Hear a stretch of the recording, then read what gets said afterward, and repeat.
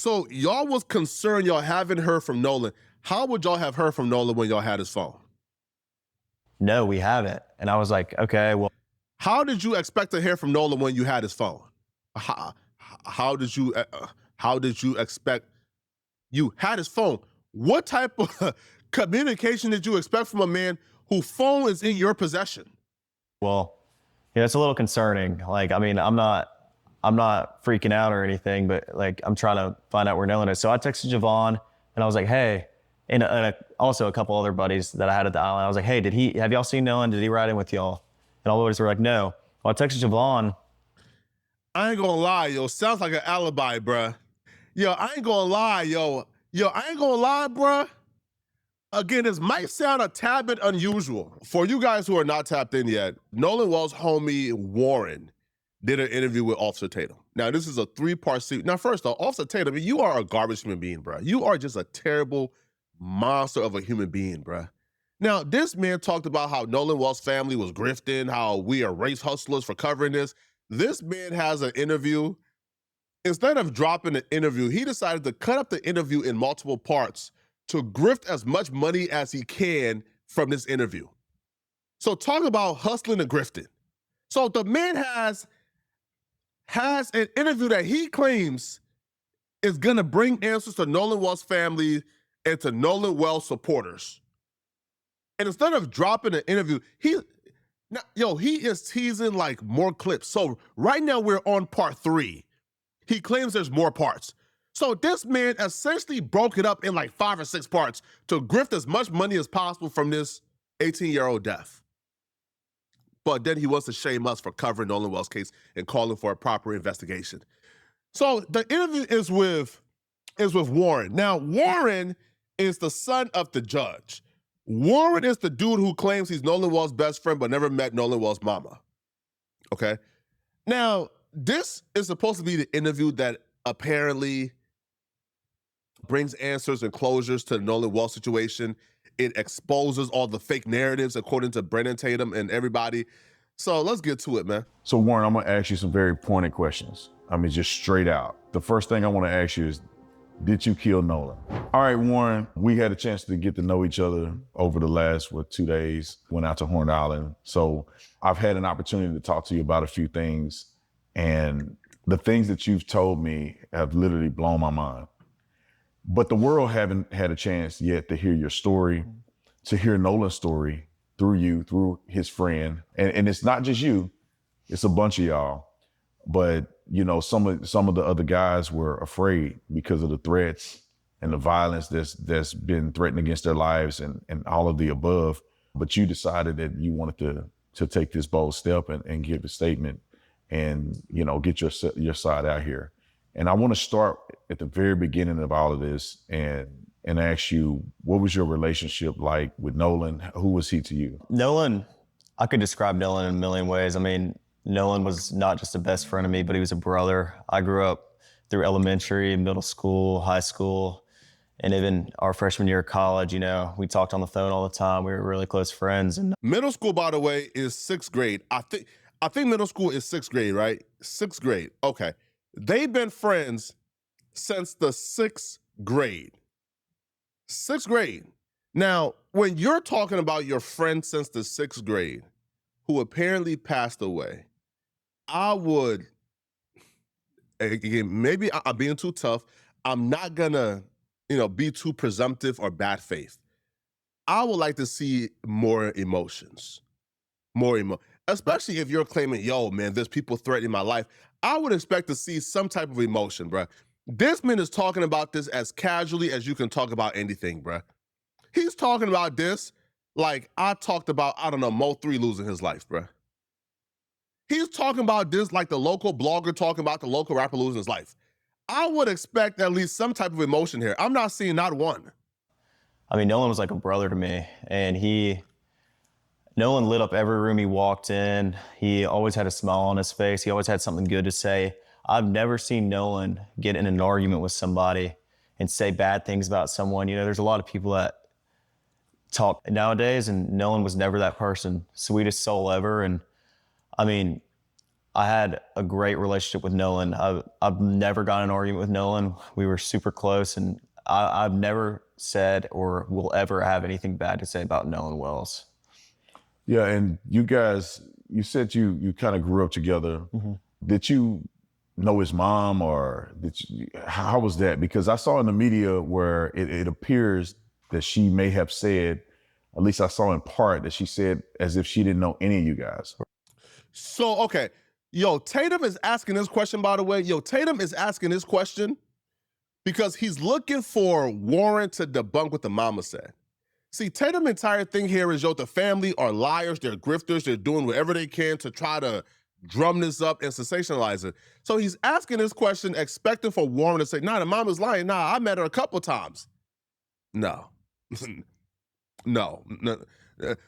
So Tatum was expecting him to debunk the mama, but he just admitted exactly what she said. The mama said, bro, I don't know where all these best friends is coming from. Because the best friend that I know is like Javon. The best friends that I know is like this friend and this friend and this friend. Like those are the people that Nolan presented as his best friend. All these white dudes coming out and these like white boys coming out and claiming to be Nolan Wells' best friends, and I've never met them. Right? They've never been to my home. We've never celebrated with them. They've never been to one of our functions. Best friend, but no barbecues, birthday parties, nothing at all. Like it doesn't make sense at all. So Tatum is asking us to debunk, but it just backfired badly. At least I saw in part that she said as if she didn't know any of you guys. Right. Well, Nolan, a lot of the times was at like my house and at my buddy's house. We never went to Nolan's house and hung out. I mean, and my friend group's very, very tight knit. I mean, we hang out every day when we're back home from school. In high school, we hung out most weekdays and every day on the weekend. And I mean, we were never at Nolan's house, which, there's nothing wrong with that. But I met his father, and I mean, in 8th grade, that's when Nolan and I like got really close. It was COVID year, and we were in class all year long together, me and a couple of my buddies. And Nolan and I just got super tight because we'd go to Waffle House once a week together, eat.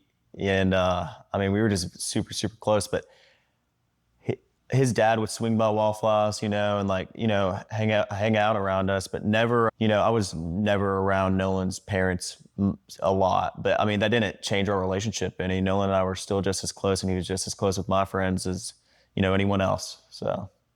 And Brandon, great to have you on the show. What the just happened? Here, all right, cool. So listen, I don't buy. Again, this is just like my perspective, okay? Okay, I don't buy the. Sorry about that. Yo, now he did say 8th grade. 8th grade, what? Because this is Nolan Wells' first year. No. Okay, so Nolan Wells did 1 year of college. This was his 2nd year of college he was going into. So Nolan Wells, for the most part, so they knew each other since 8th grade. That's about what? 6 years, 7 years? 4 years of high school, then the 2 years of college, or no, 5 years going into the two years of college. 5 years, went to Waffle House once a week. Y'all was best friends. Y'all hung out a lot, and you never met his mama. I don't know. Now, the father apparently was like really integral in like sports within the community.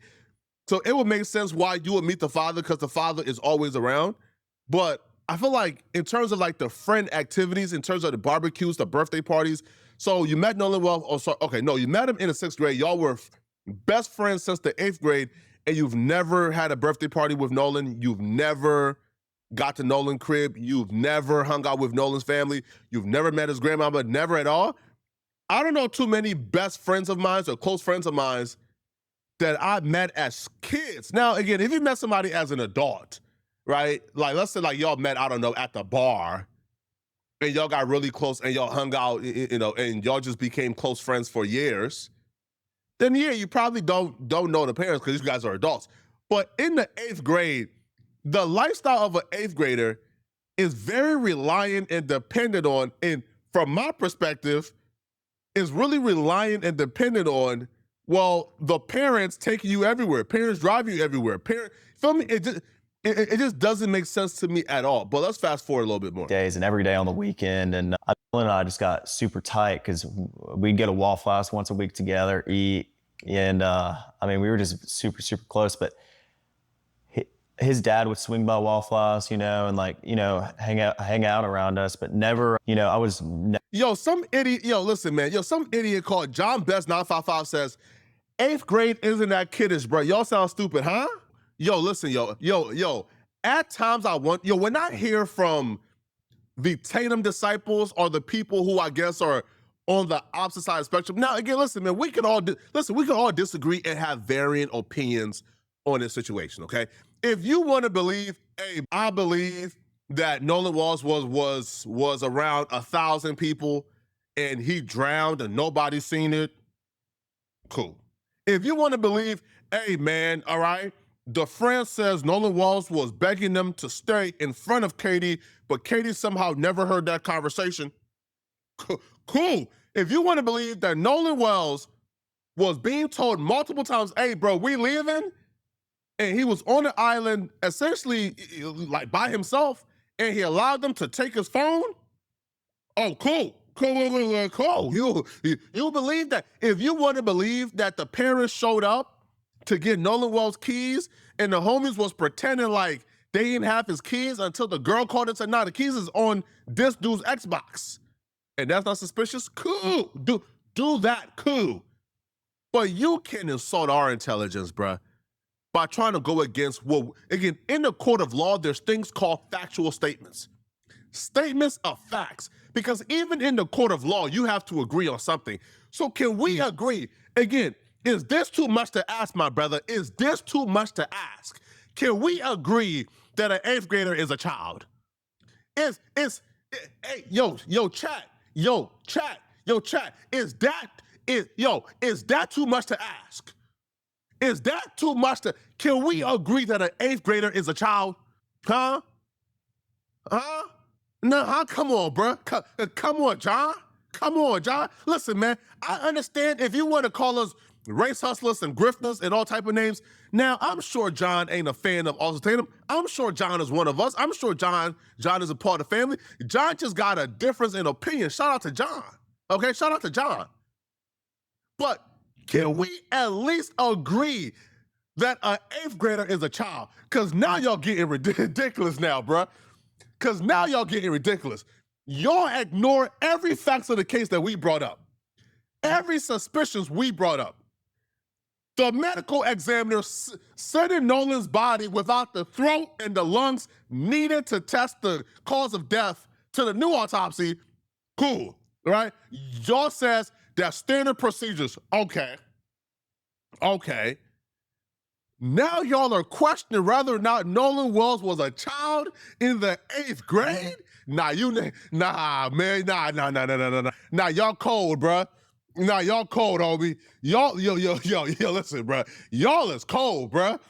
Y'all not conceded an inch, homie. Never around Nolan's parents a lot, but I mean, that didn't change our relationship any. Nolan and I were still just as close. He was just as close with my friends as, anyone else, so. And walk me through the day, 4th of July, where you guys were all going out. Right. This seems like something that I would assume that may have occurred more than just this year. Yeah, of course. Was it something that you guys did more than just this year? This is a 2-part question. I want to know, is it something that you guys typically did together, that you hang out often in this fashion? And then I want you to then walk me through 4th of July this year when the incident happened. Okay. Being from the Gulf Coast, there's boating and fishing is very, very popular. The 4th of July, every year, my friends and I, or my family and I, are out on the water. I mean, that's... Also, too, be very suspicious of people, and I'm sorry for pausing too much. Be very suspicious of people who add extra details that don't need to be added, okay? Be suspicious of that. Nobody is questioning why Nolan Wells went to Horns Islands on July 4th. Yeah, we know it's July 4th. Like, people is going to the island. Him added in, being on the Gulf Coast, fishing and hanging out on the island is a very important activity. Yeah, bro, we know. Like, why is that being added as a caveat? That has nothing to do with anything.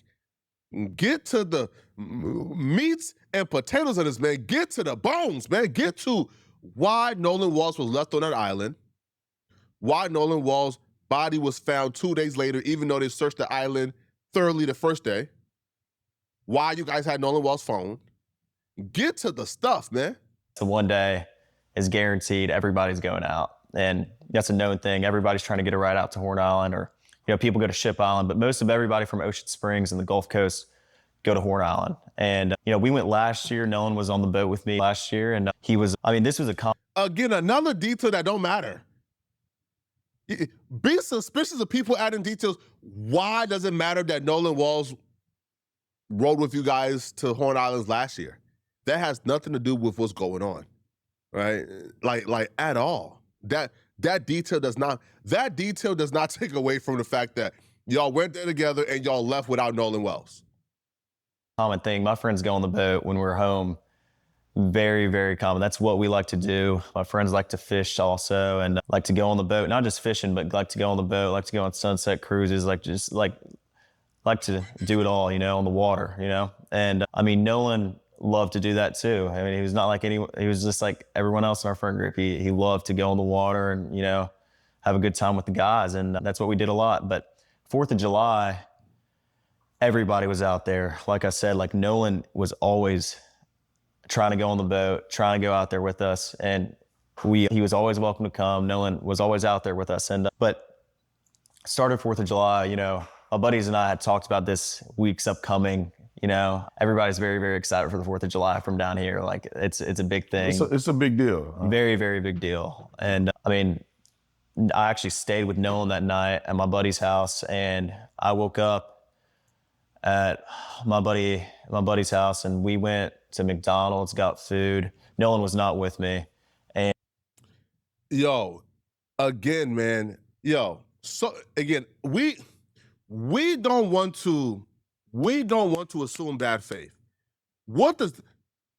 Hey man, bro, we go to the island every summer. We be chilling, we riding boats up there. Yeah, listen, man, we went to McDonald's when I woke up that day. We went to McDonald's. What does that man asked you, get to what took place. What happened with Nolan? The man got to, we went to Horns Island. We went, man, bruh. All right, man. And I went and got breakfast. I had my buddy's boat hooked up to my truck. And first I ran to my house, then I went to McDonald's and came back, and the boat was already hooked up to my truck. My buddy Wyatt and I went, and with my buddy, and we went, topped the boat off, loaded it down with ice, and just got everything ready. Then Wyatt went and put his smaller boat in the water, which is the Palm Beach. He's an 18-foot Palm Beach, and I drove the boat from Fort Bayou Boat Launch to my buddy's grandparents' house, and that's where we all planned to meet up that day. And you say we all, who are you talking about? You, Nolan, and how many people are going to meet you guys there? We had roughly 20 to 30 people coming on 3 separate boats with us. And so we were all following each other out there as one big group. It wasn't just me and Nolan and a couple other of my buddies. There was 20 or 30 people spread out where we all met at the dock before, and then we departed to go to Horn Island. It wasn't just a couple of us. There were so many people, we had to split up between 3 boats, and we all left and all got there at the same time. Yeah, I just want to make sure that's clear, because the statements that are out there made it appear that it was just you, Nolan, and probably 2 or 3 other guys, and y'all are the only ones that went out to this island. And that's completely incorrect. They kept repeating this. They kept repeating this for some reason, and I was so lost because they kept repeating this they lied. It wasn't just Nolan and us 3 on the boat. We actually went in a group of 3, and it was 30 of us. That makes y'all look even more guilty. Y'all came on 3 boats, and all 3 boats left Nolan. Come on, bruh. Come on. Y'all said that the one boat was, I guess, malfunctioning, so you guys had to leave early. Y'all came on 3 boats, right? 3 boats. All 3 boats left him. He couldn't get a ride on none of the 3. No, y'all said one of the boats left. What happened to the other 2 boats that y'all came on? And then also this nonsense of, there was actually 8 of us on the boat that Nolan came on. They lied on us. It wasn't 3. What? Yo, that's like, listen, yo, that's like getting arrested, right? That's like getting arrested for a crime. Let's just say this, okay? You get arrested for going to the Save-A-Lot and stealing candy bars, right? And stealing candy bars. And then you go to the courthouse and the judge says, yo, you've been here because they says you stole 2 candy bars. And you said, what? They said I stole 2 candy bars. Your Honor, that's how I know they lying. I had 10 candy bars in my pockets. What? Yeah. They said I stole 2 Snicker bars. I actually had 10 Snickers in my pockets. That does not make you any more innocent. Are you stupid? Are you dumb? That makes it even worse. That it was 8 people on the boat that Nolan came on and nobody saw nothing. Y'all came on 3 boats with 30 people. According to you, 30 of y'all on 3 different boats, and only one of the boat left early, according to you guys. The 2 other boats was on the island apparently, and Nolan couldn't get a ride back on those boats? I am lost and confused here, bro. What the, y'all for some reason, and people, and they kept repeating this too. They like kept repeating this throughout the interview. Oh yeah, they lied on us. It wasn't just 4 people with Nolan, it was 30. Okay, yeah.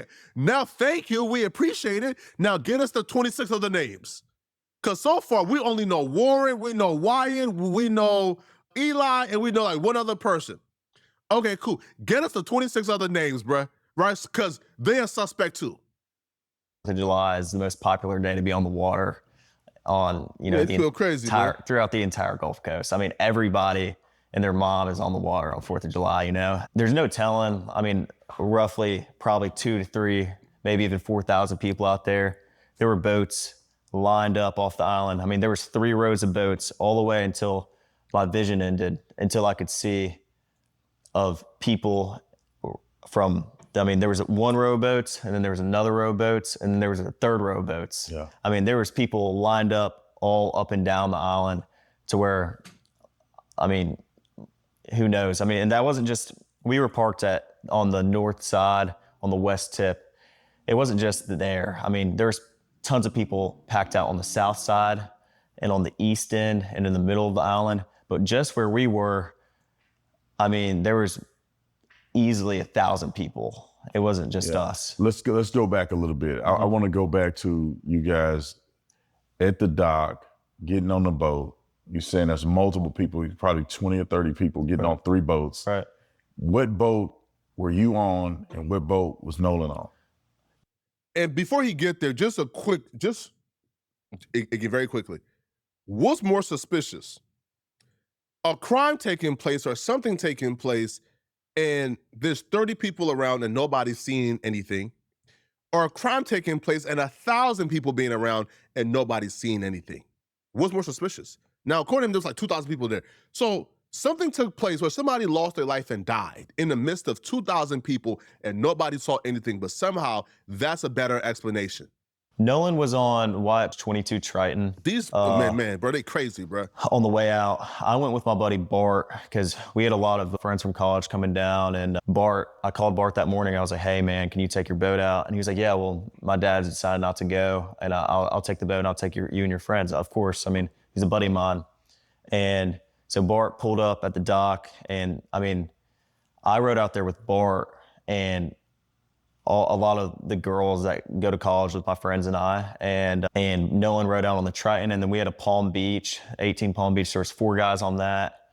There was like 8 people on the Triton, and then there was 8 or 9 people on the Triton, and then there was the rest of the group, which was ranged from maybe 10 to 15 or 16 people on my buddy's tide line, which is 24 tide line. And so you guys get on, and I know a little bit more than the audience do because we went out there a little earlier because I wanted to see exactly what the drive was like, what the dock was like, how far it is out there. Of course. But I want you to tell, the audience, like, what was this trip like? How was the waters?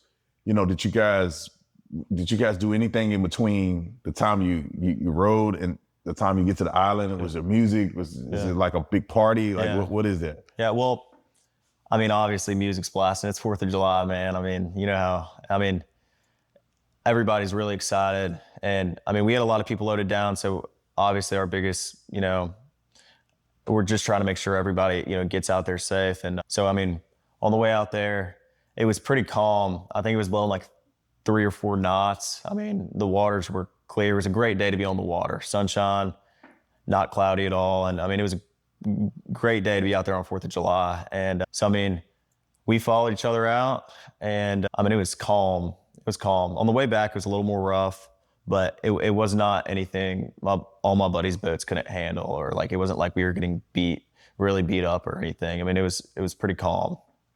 Okay, and the reason why that matters as well, right? Again, it was a calm day. He even says, yo, on the way back, it wasn't something that was too rough or that was just absolutely outrageous. And the reason why that matters, people, is because they're saying Nolan Wells drowned. Nolan's, according to his mother, was an excellent swimmer. Excellent. I'm talking about excellent swimmer. So if Nolan Wells drowned, now we were under the assumption that the waters was just, if we're going by their theory, Nolan Wells drowned. Nolan Wells drowned. He was on the island and he accidentally drowned. We're going with the assumption that Nolan Wells drowned because the waters and the tides were just too crazy. It was just too much to stand and withhold. Because where Nolan Wells was at on the island, like they said, it was like waist deep. Like he wasn't even anywhere that was like too. Yo, where he was at on the island, it was like waist deep. You would have to go in the water, like further out before you start to get deeper and deeper and deeper. But we were under the assumption that if Nolan Wells accidentally drowned, he would have drowned because the tides was just too crazy. The tides just took him away. But they're saying it was calm waters. And even on the way back, their boat was not malfunctioned because of the tides. It was malfunctioned because of something that took place on the boat, like something that broke, a fibrillator or something that broke, a pump. So if the waters were calm enough to where it wasn't too crazy, it was a great day out on July 4th, then how did Nolan drown? Then how did Nolan drown? How did an excellent swimmer drown? How did a kid who was a peak athlete in peak physical condition, have cardio through the roof, was an excellent swimmer, how did he drown in waist deep water? How? See, the more they talk, it doesn't make sense to anybody. My thing is, bro, just shut up and let the investigation happen. Give your answers to the family. Talk to the let the family know the information. Do not sit down with a man in Officer Tatum who have called your best friend mama a grifting race hustler, who has disrespected Nolan Wells' families to the nth degree. You sitting down with that man and giving him answers that it can just create more questions. This creates more questions. Okay, it wasn't 4, it was 8. Oh, no, it was 30. Oh, no, we got there, it was 2,000 people. Okay, cool, and nobody saw nothing? All right.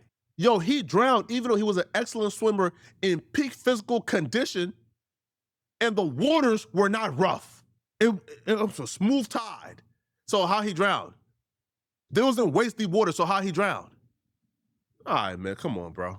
And so you guys get out there. I'm assuming that you line the boats up, because I'm envisioning the picture of getting out there and there's hundreds of boats. Mm-hmm. There's thousands of people. Yeah. So it wasn't just you guys on a deserted island. Of course not. A few people. This is thousands of people out there. Right. And that's even worse. And there's a lot of people doing what? What does it look like when you first pull up? I pull up, and we pulled up at 10:30. I mean, it wasn't, early afternoon. I mean, it wasn't, but 10:30 is, still pretty early in the day.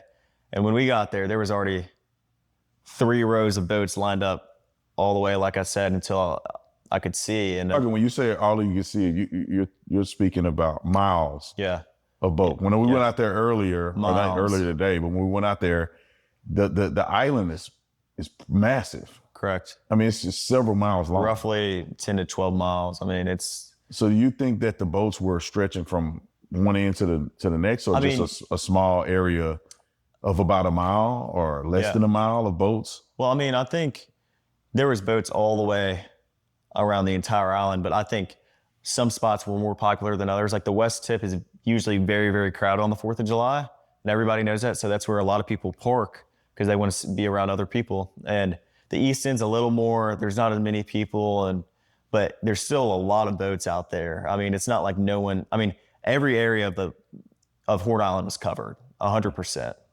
Wow. So you get out there, y'all jump out. What do? You know, when I say jump out, you obviously not just sitting on the boat. The island is there. Like, what exactly are people doing there? Like, are you spending more time in the water, on the island, in the boat? Like, how? Yo, and by the way, right, yo, understand the psychology of this. All this is filler questions. All of this are things that don't matter. The purpose of this is to humanize, like, Warren. The purpose of asking these questions, yeah, man, what you do that morning? Hey, man, I went to McDonald's and things of that sort, all right? All right, I went to, right, like, you feel me? Like, yo, listen, man, I went to McDonald's, I had a meal, I was chilling, right? Yeah, like, it's filler information that for the most part does not belong in the story outside of humanizing Warren. And my question is, yo, why not just tell the story straight through without the fluff to give us some type of like shade of like bias, right? Like, yo, if you're coming into this seeking the truth, you're not coming into this running PR. If, let's say TMZ, or let's say, I don't know, man, the Washington Post. Now, those are also biased as well. Like TMZ have their biases when it comes to Kim Kardashian. So for the most part, if you're going to an unbiased platform, you're not trying to give us a lens of bias. You're not trying to give us shades of bias towards Warren.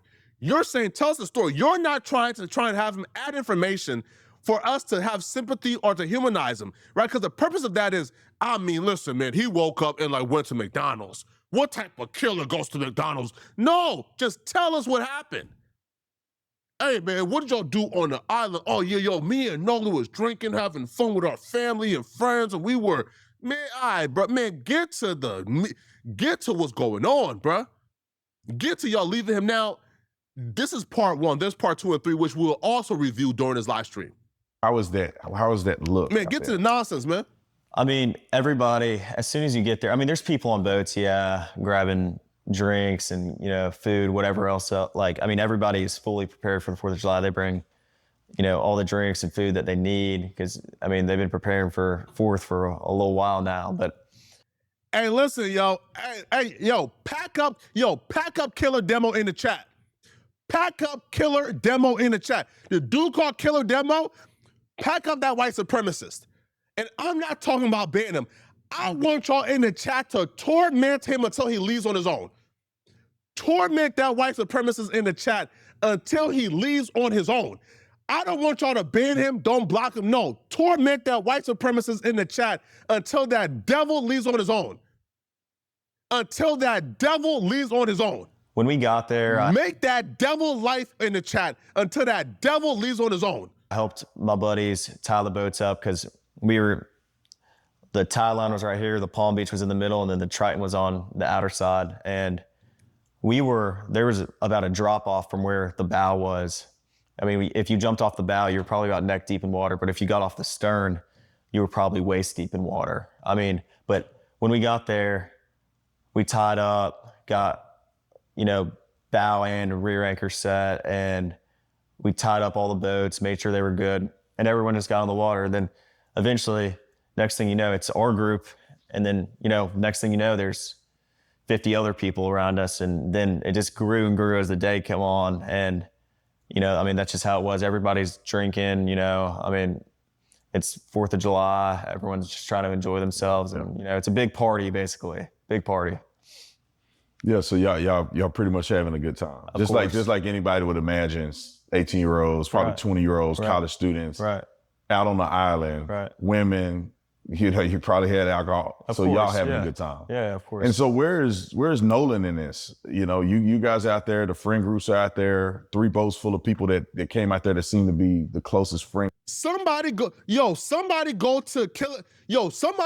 that devil's page right now and see if y'all can find him. Go to Killer Demos and see if y'all can find me that devil.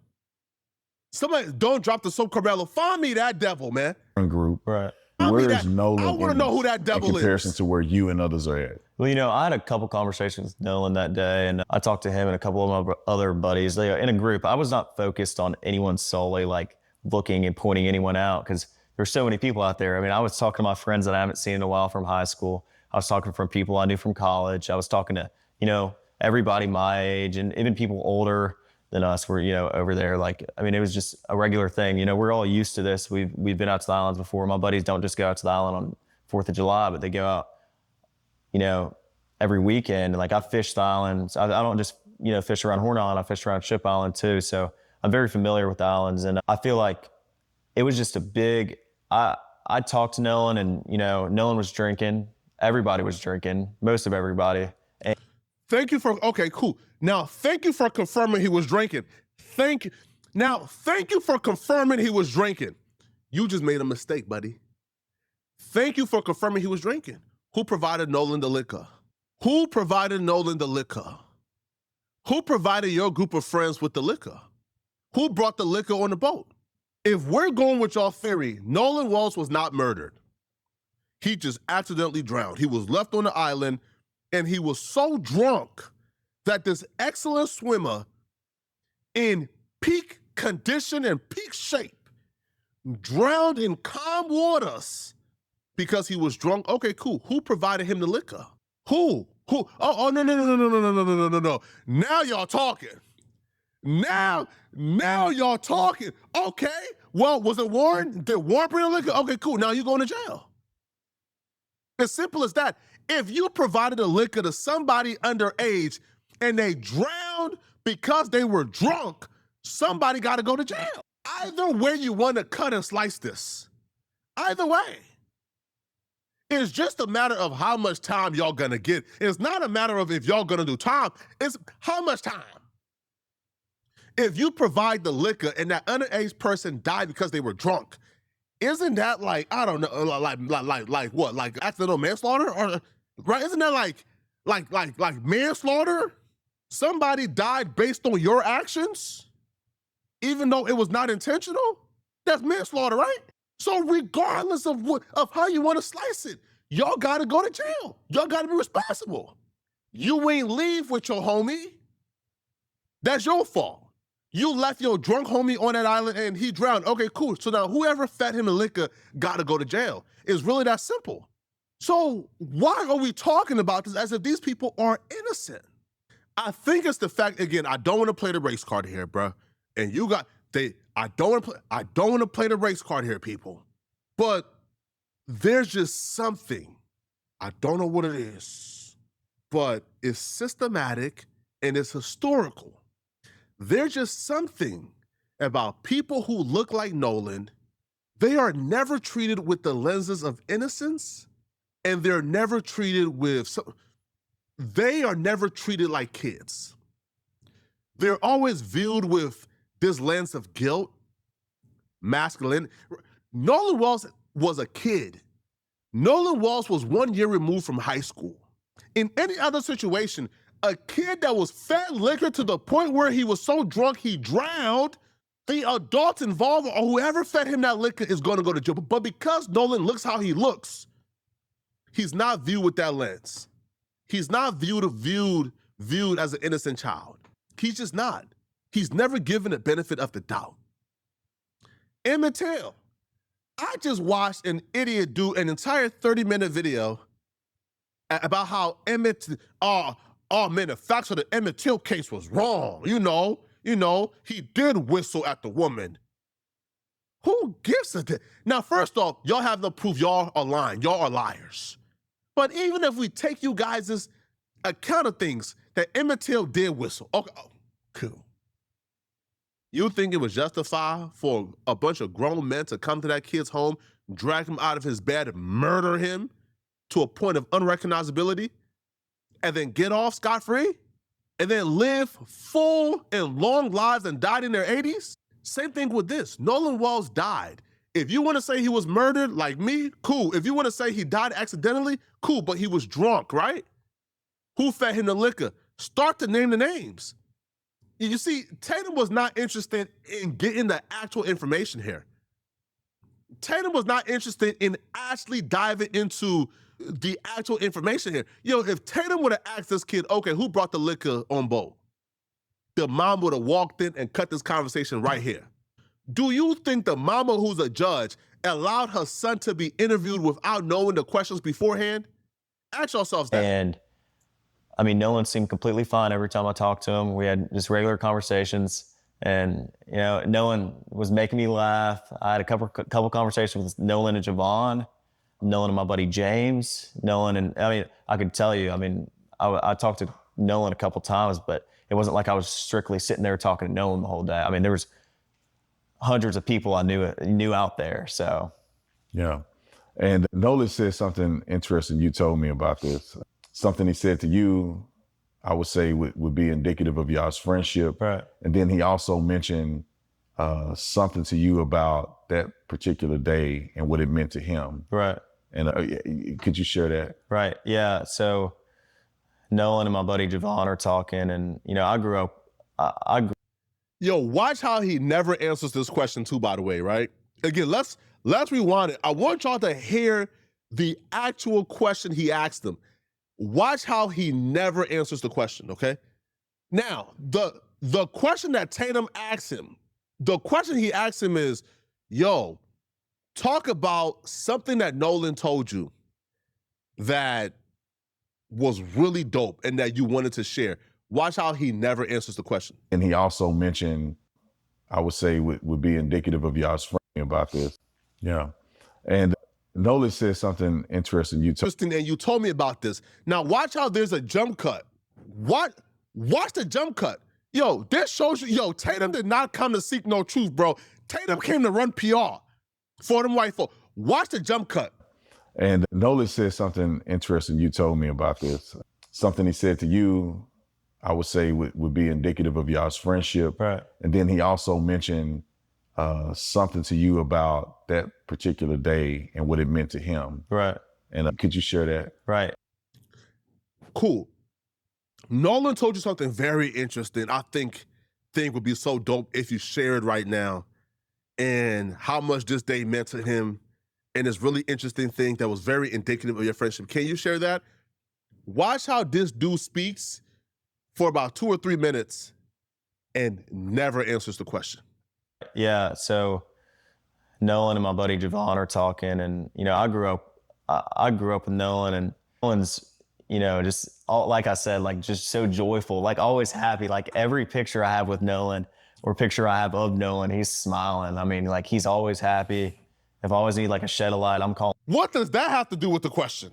Nolan, and Nolan and I laugh and joke a lot. Like that's how our friend group is. We're really jokingly laugh. No one takes anything that serious. We enjoy our time together. There's never any awkwardness within our friend group. We're very, very tight. So if I ever need to get something off my chest or talk to anybody, I'm talking to all my friends. I'm not just talking to like specifically anybody. I would go out, like even if I'm having issues with something, I go talk in my group chat, and my guys are there to, give me a hand anytime I answer the question. What does this have to do with the question? need it. And all my guys are, all my buddies are the same exact way. Nolan 30 was seconds, the same sir. exact way. If you ever need something, I'm here, man. Like that's how he was. So. And then you guys get ready to leave prematurely. Man, what? They on to another question already. People, they're on to another question already. Again, let's go back. Why did they cut out, or why did he not address what Nolan told him? If it was so important, Nolan told him something, and it was so important that Tatum thought that it needed to be shared. Why wasn't it shared? And if it was shared, why was it cut out the interview? Again, let's rewind it real quick for you guys to see what I'm talking about. Again, Really? let's rewind this, bruh.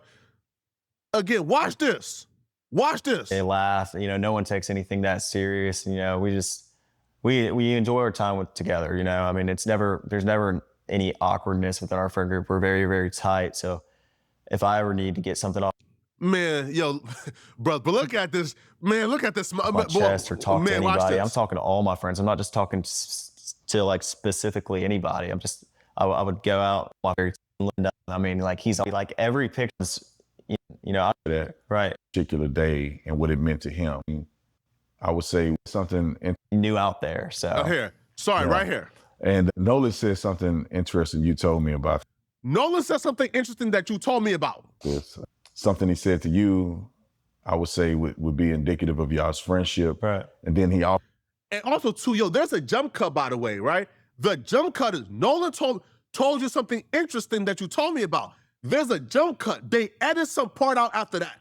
Then he got to indicative of your friendship. also mentioned something to you about that particular day and what it meant to him. Right. And could you share that? Right. Yeah. So Nolan and my buddy Javon are talking, and you know, I grew up with Nolan, and Nolan's, you know, just all, like I said, like just so joyful, like always happy. Like every picture I have with Nolan or picture I have of Nolan, he's smiling. I mean, like he's always happy. If I always need like a shed a light, I'm calling Nolan, you know. And Nolan and I laugh and joke a lot. Like that's how our friend group is. We're really jokingly laugh. You know, no one takes anything that serious. You know, we enjoy our time together. You know, I mean, there's never any awkwardness with our friend group. We're very, very tight. So if I ever need to get something off my chest or talk to anybody, I'm talking to all my friends. I'm not just talking to like specifically anybody. I would go out, like even if my guys are there to, you know, give me a hand anytime I need it. And all my guys are, you know, all my buddies are the same exact way. You know, Nolan was the same exact way. If you ever need something, I'm here, man. Like that's how he was. So. And then you guys get ready. And then the next question, come on, bro. What did Nolan tell this man? And why did Tatum cut it out? Maybe because it didn't fit your narrative. Maybe because it didn't fit your narrative. Y'all gotta hold Tatum accountable, bro. Y'all gotta hold Tatum accountable, bro. It's simple as that. Y'all gotta hold Tatum accountable. If something was said, if Nolan told this man something that was so important, that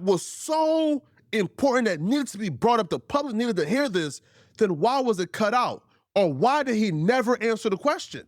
Come on, bruh. Come on, man. Now, okay. Yo, bro, these people, I ain't gonna lie, yo, bruh. Yo, this is bad, bruh. Like, I thought it was bad, but this is terrible, bruh. I've never seen anything like this before in my life, yo. Who I could see doing something like this, and it's also Tatum, bruh.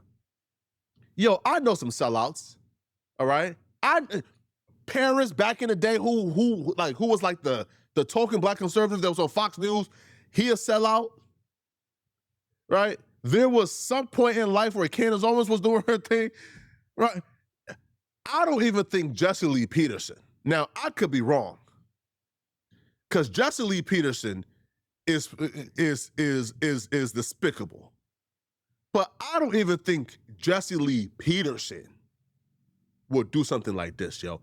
Show up and do a scripted interview to run PR for possible suspects in a young man's untimely death, and then cut things out that you believe may make them look. Why are you interested in making potential suspects look good? Yo, this is some despicable stuff, bruh. And there's only one man, only one token on planet Earth who will sign up for something like this, bruh, and it's Officer Tatum. Apollo J says, yo, Jesse Lee Peterson would too. Yes, he would. Stock Talker says, nah, Flock, Jesse would for sure do it. Hey, all right, listen. All right, cool, listen, okay? So look, okay? I take that back. Maybe Jesse would do it. Maybe Jesse would do it. All right, I take that back, okay? Running PR for the Klan is crazy? Of course. This here reminds me of like the Dave Chappelle skit where Dave Chappelle joins the Klan, but then he takes off the hood and then he's black because he forgot he was black. Yo, Tatum has forgotten his skin tone. Yo, Tatum has forgotten like he's black. Yo, Tatum hangs out with like primarily white folks. Yo, Tatum doesn't even realize, this could very well be him. Yo, he could be in this situation. This exact situation, this could be him. Right?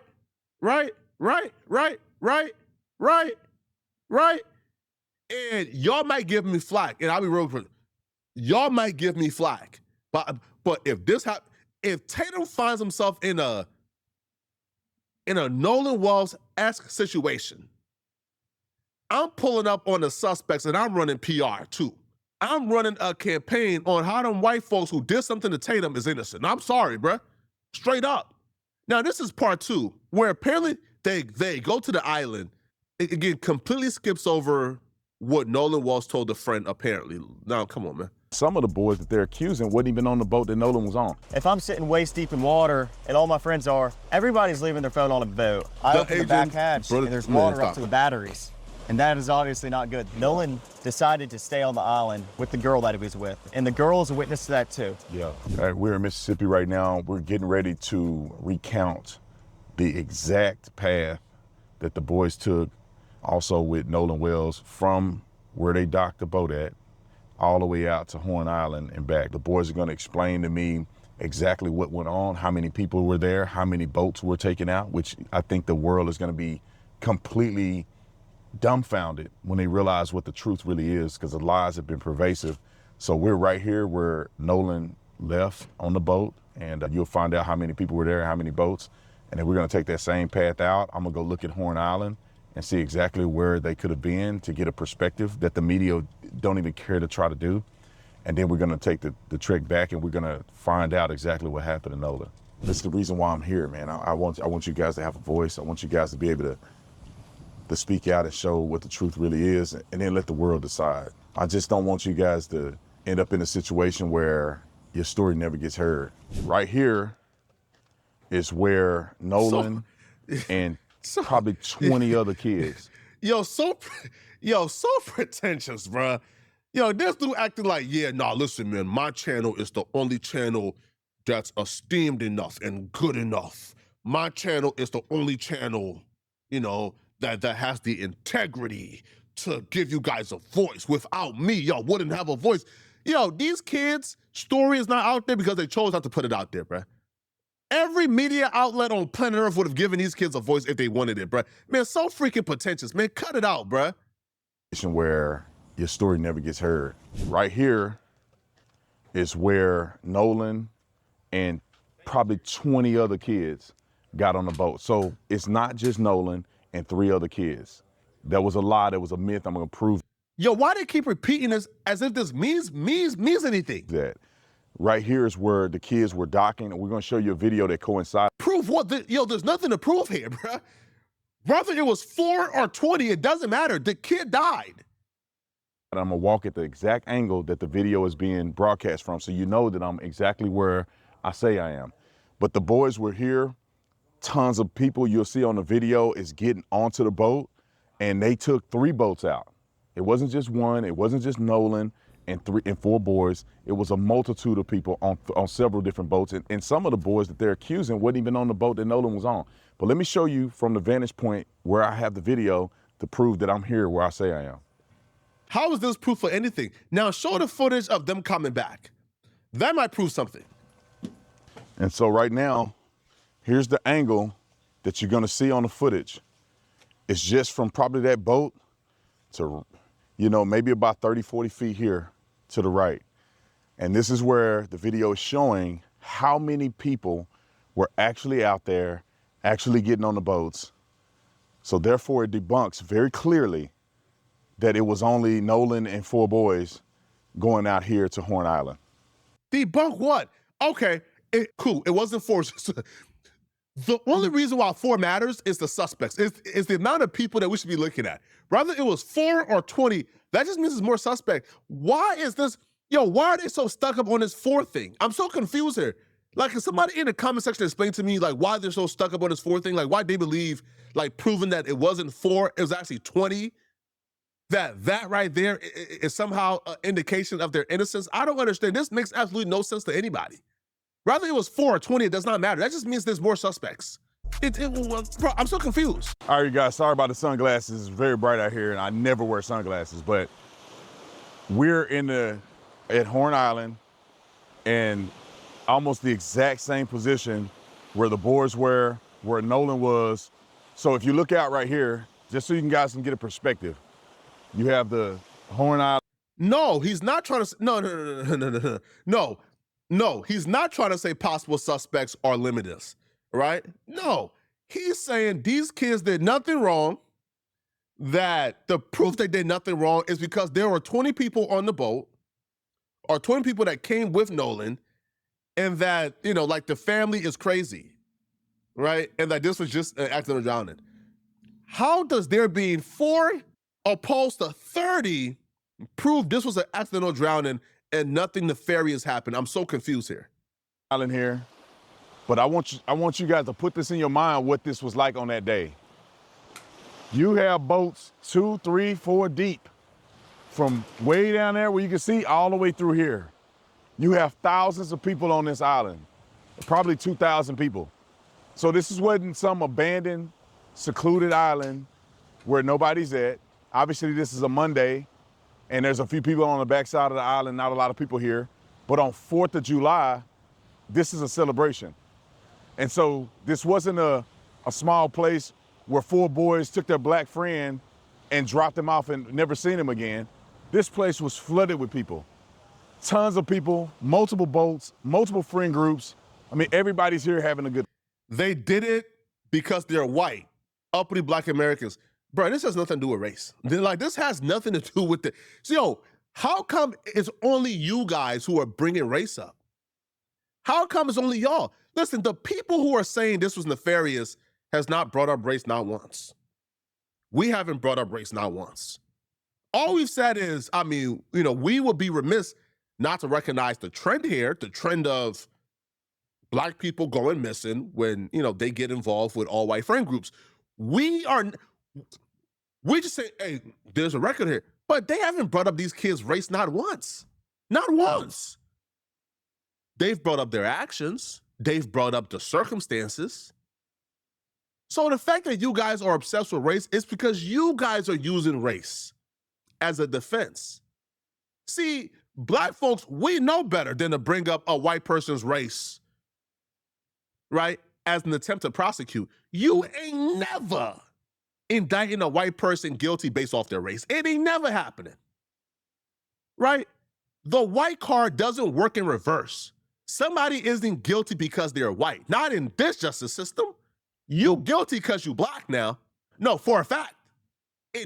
In this system, you are guilty because you're black. It ain't never the opposite. You ain't never guilty because you white.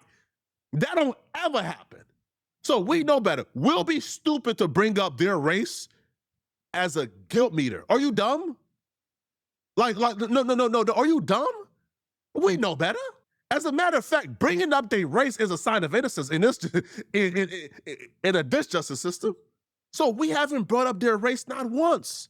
We've brought up their actions. We brought up things that doesn't make sense, right? Like Katie and them having 2 completely contradictory stories, even though their conversation took place in front of each other. Things of that sort.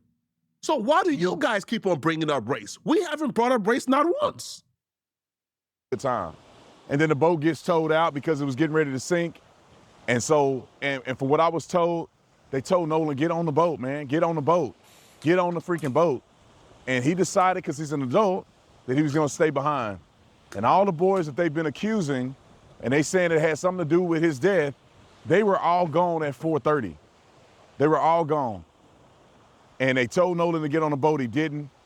And then there was a report of somebody seeing Nolan around 6:30-ish. And so for them to come out and claim these lies, won't take the time to come to Horn Island, won't take the trip out here to figure out what happened, won't talk to anybody, pushing an agenda is wrong. And that's the reason why I came out here. I wanted to see for myself, what did this look like? What could have happened? Does the stories line up based on what I've seen and what I've heard from people that live here that were involved in this situation? This is. Use a lie. Man, Tatum, you did not come out here to figure out whether or not the stories line up, bro. You came out here to run positive PR for the possible suspects, bro. That's where the lie started. Use a liar. People were putting out on social media, knowing that they're lying, that this is what it was like on a day that Nolan and his friends came out here to Horn Island. And if it was 4 or 5 people and they came out here and Nolan was with them and maybe it was a few people out here like it is today and Nolan came up missing, then maybe it would be suspicious. But they didn't take the time to give context to the people because they're evil and they're liars. So if it was like that right now, when the situation happened, I could see how people had a concern. But you got to replay this moment with thousands of people here. If anything would have happened directly involving Nolan and his friends, you can't tell me that thousands of people wouldn't have seen anything happen. Yo, is Tatum too dumb to realize that argument works against them? Yo, you'll be better off saying, yo, hey, man, yo, listen, man, there was few people stretched out across the island. He accidentally drowned. Nobody saw him drowning. If they saw him drowning, they would have helped him. Are you too dumb to realize that the argument of, yo, the island was packed with 2,000 people, it was heavily condensed, nothing would have happened to Nolan without anybody seeing it? Well, thank you, Tatum. Thank you. Now, how do you explain him drowning and nobody seeing it? So how do you explain him going into water, drowning, yelling for help while drowning? I ain't never seen anybody drown quietly, homie. I ain't never seen anybody drown quietly. It's never happened. Right? It's never happened. Back up, going to come back up. Help, help, help. Nah. So how do you explain 2,000 folks? Now let's bring race into it now, right? Again, they said, hey, listen, man, they have accused me of bringing race into it. Let's bring race into it, okay? How do you explain 2,000 people in heavily condensed and concentrated in the West Wing, they claim, right? Okay, cool. Heavily concentrated, 2,000 plus people. How do you explain this kid? You said it's impossible for anything to happen to Nolan without people seeing it. Okay, cool. Let's take your word for it. So 2,000 people seeing Nolan drown and nobody helped him? Because by your theory, nothing would have happened to Nolan without them seeing it. So he was drowning and 2,000 white folks watch him drown, and that's better? That right there is the explanation you have for the family. 2,000 white folks watch him drown and did nothing. Man, all right, man. Yo, listen, bruh. Yo, listen. They gotta find better tokens, bruh. Better tokens. Like, if Candace Owens was still in her bag, go get Candace, bruh. Like, 2018, 2019 Candace Owens was putting belt to behind. Candace Owens was probably the best token they've ever had. 2018 Candace, belt to behind. Oh, Candace was cold when she was put. Yo, Candace was cold. Now Candace is now working against them. Yo, get some smarter tokens, bruh. Tatum is not the brightest bulb. Tatum is not smart at all, bruh. Not smart at all. And so that's pretty much why I want to come here and show you guys. This is what they want you to believe it was like on that day, which is a lie. They want you to believe they came to a secluded island, just 4 of them, and then Nolan is left behind, and then his body's washed up on shore, and nobody knows what happened. Nobody could have seen what happened but the boys. It's a flat out lie. Is there anything that you want to say, you want people to know about this whole experience? Yeah, I mean, from someone, if someone's not from here, it's kind of hard to understand, you know, where the island drops off and how the island works. But, Yeah. you know, there's plenty of people out here, especially on the 4th of July. You know, that's where people come out to celebrate. And I mean, if you fill the water, you can see right here, Yeah. Brandon, where it drops off. I mean, you can see yeah. literally where it drops off.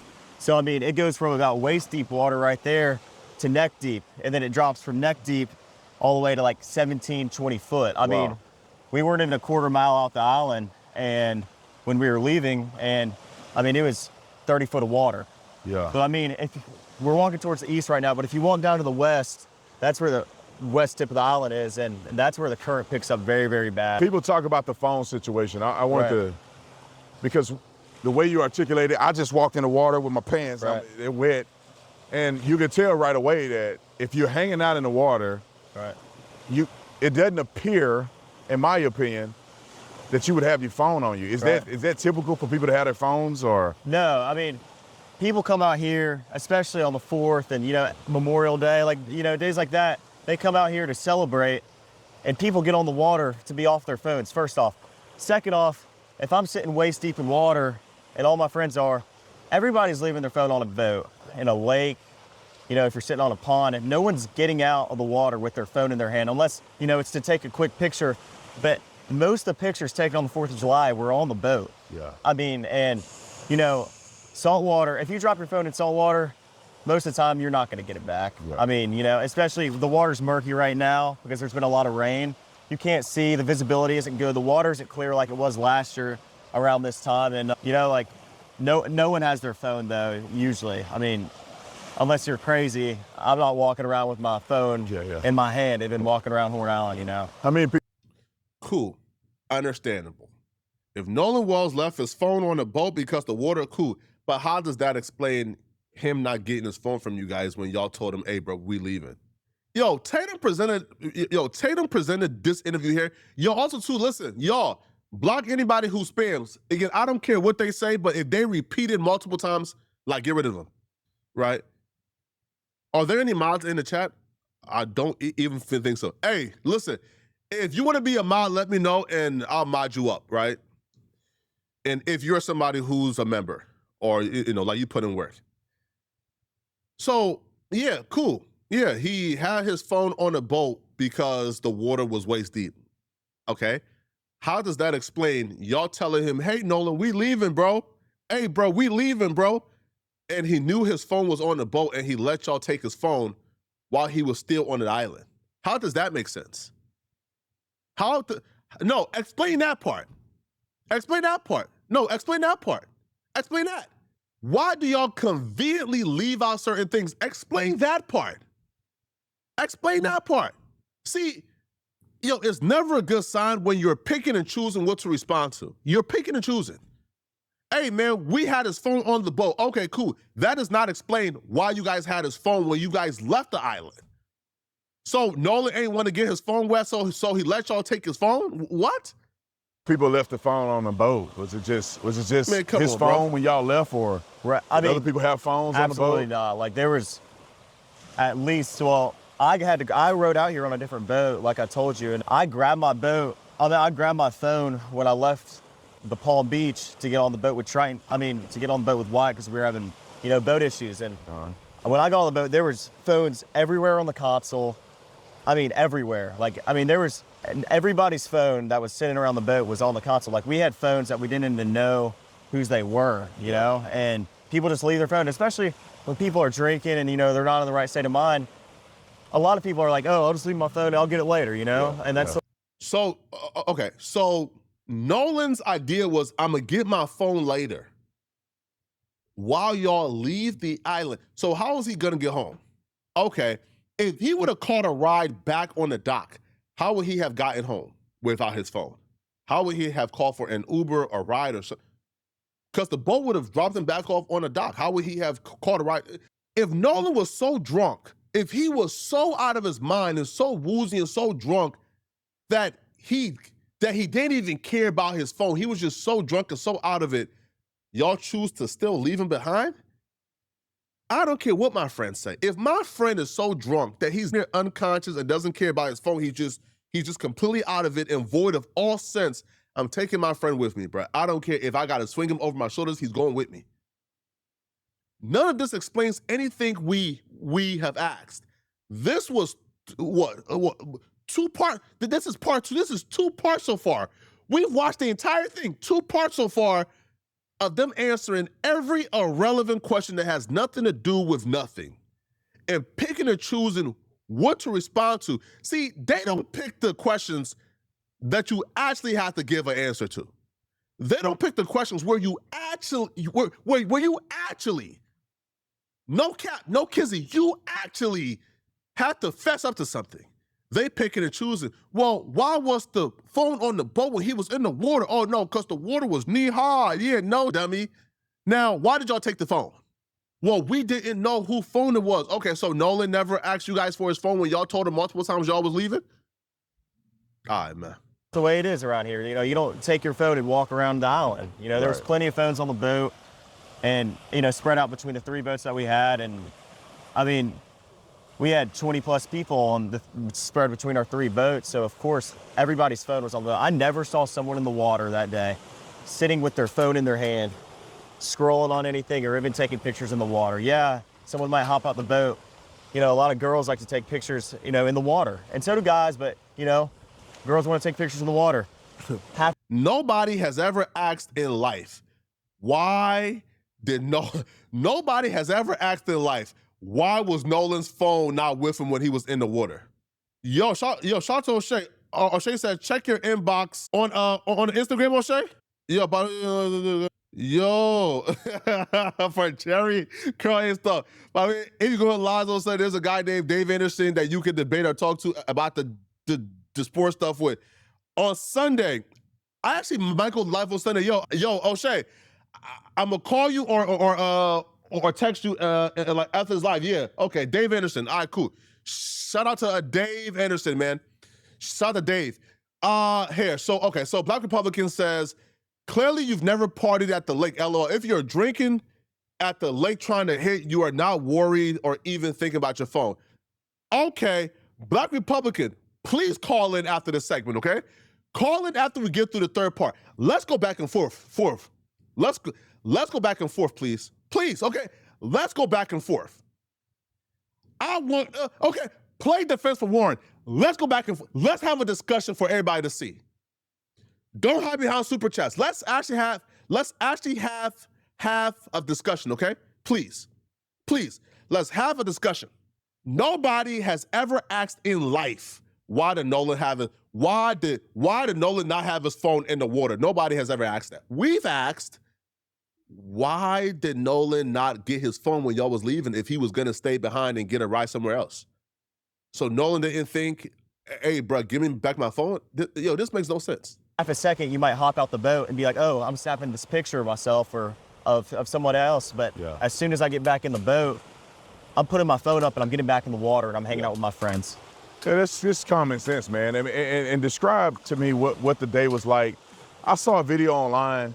How hectic was it out here? I mean, right now it's barren. There's not a lot of people out here. Right. But clearly that's not what it was on the 4th of July. So, like, how dense was it with people here? Well, I mean, you look at all the videos, that are spread out online, and a lot of them, you can't believe what you see all the time online. You know that better than anybody. But, I mean, there was boats lined up all the way down the island, and there was rows. There was a first row, there's a second row. We were in the third row where it drops off, and then there was even boats in front of us. And this went all the way down towards the east end of the island, and then there was people on the east tip.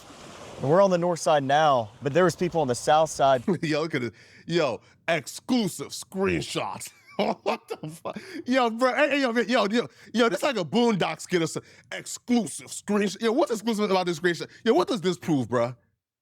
What does this, come, bro, I go lie, Tatum, bro, you cut the mess, bro. Tatum cut the nonsense, bro. Exclusive screenshots. These exclusive screenshots will prove and answers to tough questions. Coming in part 3, we got exclusive screenshots. Tatum, what the fuck? Yo, what are you talking about, homie? Yo, you gotta cut the nonsense, bruh. Tatum, you are an absolute sellout, bruh. What is this? Yo, what are we talking about, bruh? What's going on here, man? What are we getting to, bro? What are we getting to right now, bro? What is life? What is this? What is this? How does this answer any of the questions we're talking about, bro? Yo, Tatum spent the last week and a half calling us grifters, then broke up this interview into about 5 parts, 15 minutes each, 5 different parts, 15 minutes each, addressing nothing that pertains to the actual questions, while also teasing exclusive information that's not exclusive. Man, what is this, bruh? To lined up all the way down. And you talk to anybody on the coast about this, you should be they ashamed, know that. Bruh. I mean, 4th of July, this is the hot spot. This is where people want to be. This is where people want to come out, hang out with their family and friends. And people say that you guys just Hall left of Fame Nolan sellout behind. is right. I've seen reports of people saying that you just left him. I see reports of people saying that you asked him to get on the boat. You told him to get on the boat. He didn't. What's the truth in that?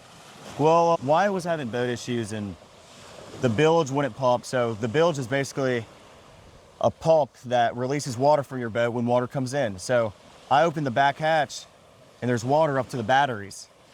And that is obviously not good. There's water almost coming over the transom, which is where your motors sit and which is by the stern, like in the back part of the boat. So obviously we were in emergency. The boat, we're trying to save the boat. It's not like we didn't ask Nolan or we just left Nolan. Nolan decided to stay on the island with the girl that he was with. And the girl is a witness to that too. Yeah. I'm glad you cleared that up, because I think it's important for people to have the context of like what it was on that day, what happened, what didn't happen. And the beauty of all of this is that you guys have evidence to prove that, of course, you asked Nolan to come on and different things like that. So But anyway, man, I appreciate you, Yes, sir. you know, Always. giving me a rundown of kind of course. what it was like on that day. Right. And hopefully people can understand what the truth is Right. and make their own decision on facts. Right. I mean, based off. Yo, break a lie, yo. These people are absolutely. Hey, man, listen, man. The folks can make the decision on the facts. Yo, part 3 is probably even more ridiculous than part. But listen, part 3 is where he, I guess, actually addresses Nolan's being left on the island. The last 2 parts was an absolute waste of time. Like, you know, But we actually had to go through each and everything so that y'all can actually hear and see the ridiculousness of this. there's not a lot of people that are from the Mississippi Gulf Coast that don't understand Horn Island and don't understand the way boating works. And, you know, boating is a tight-knit community. I like to fish a lot, and, you know, there's, you know, everybody, a lot of people know a lot of people. Everybody knows everybody. I know a lot of fishermen on the Gulf Coast. They know me and my buddies because we like to go in the water all the time. I mean, that's what we do in the summer. And, I mean, a lot of people from the Gulf Coast know the truth behind it. Oh, you don't take your phone out the boat. You know, the little facts. It's a difficult subject. This Horn Island. Yo, what's up with hold on, yo. What's up with these jump cuts, yo? What's up with these jump cuts, bruh? Y'all don't find these jump cuts like suspicious at all? Do anybody find it suspicious? Oh, you don't take your phone out the boat. You know, the little facts. It's a difficult subject. Come on, bruh. Come on. Truth behind it. Oh, you don't take your phone out the boat. You know, the little facts. It's as if, like, for example, right, they ask him, yo, bro, tell us about, like, when Nolan told you that was exclusive, that nobody has ever heard before. Tell us what Nolan told you that even the family doesn't know yet. Jump cut, never says it. Gets to talking too much. Hey, man, these little facts about the jump cut, move on to something else. What? Why is Tatum going out of his way to protect these people? difficult subject. This Horn Island's like 11 miles long, you know, not to be exact, but around 11 miles long. It's not like this is a sliver of an island, it's a quarter mile. It's like a sandbar. No, this goes on to, even if we came around this corner right here, Brandon, we couldn't even see the end of the island. Oh, really? It's that long. Really? Yeah, I mean. I thought that was the end right there. No. I mean, it goes all the way down there, and I mean, it's a big island. There's a lot of people out here, and I mean, that's the truth. That's the way it was. Man, bro, price of tea in China. Now, listen, there's actually more parts. Yo, Tatum is the ultimate grifter, bro. Tatum is the ultimate grifter. Yo, there's more parts, actually. So let's get to it. So this is part, okay, this is part 3. Now, apparently, Tatum is, I heard there's like a 10-part series. Like, there's like 10 parts that I heard, okay? But this is part 3, where I guess he spoke on, this is where, again, this is 24 minutes. This is where he actually speaks on, by the way, what took place with Nolan, or how, or why Nolan was like left behind. So let's get to it, man. All right, so I want to be clear with this one thing, because I know you mentioned before, is there any chance or any knowledge that you have that anybody deleted stuff from his phone? Everybody was out there, the group, which To leave prematurely. Right. And like, what, explain that, because you guys got there around 10. Yeah. It's now 4:30. Right.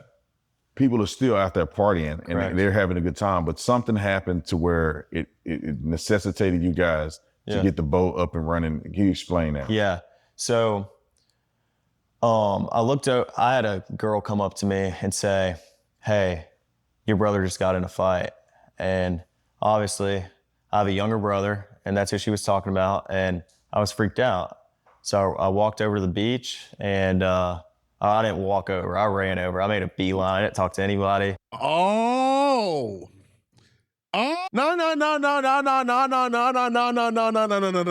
Now we're getting somewhere. Yeah, because you guys. Now we slow it down. Now we getting somewhere now, man. Now, if Warren and his group of friends were black, Officer Taylorgans, he would have called them thugs. I'll be real, bro. It felt like Nolan, because they described Nolan as what? Warren said Nolan ain't never said a bad word about anybody. Nolan is a great kid. Nolan's a good kid. No. Oh, no. Nolan was rolling around with a bunch of thugs.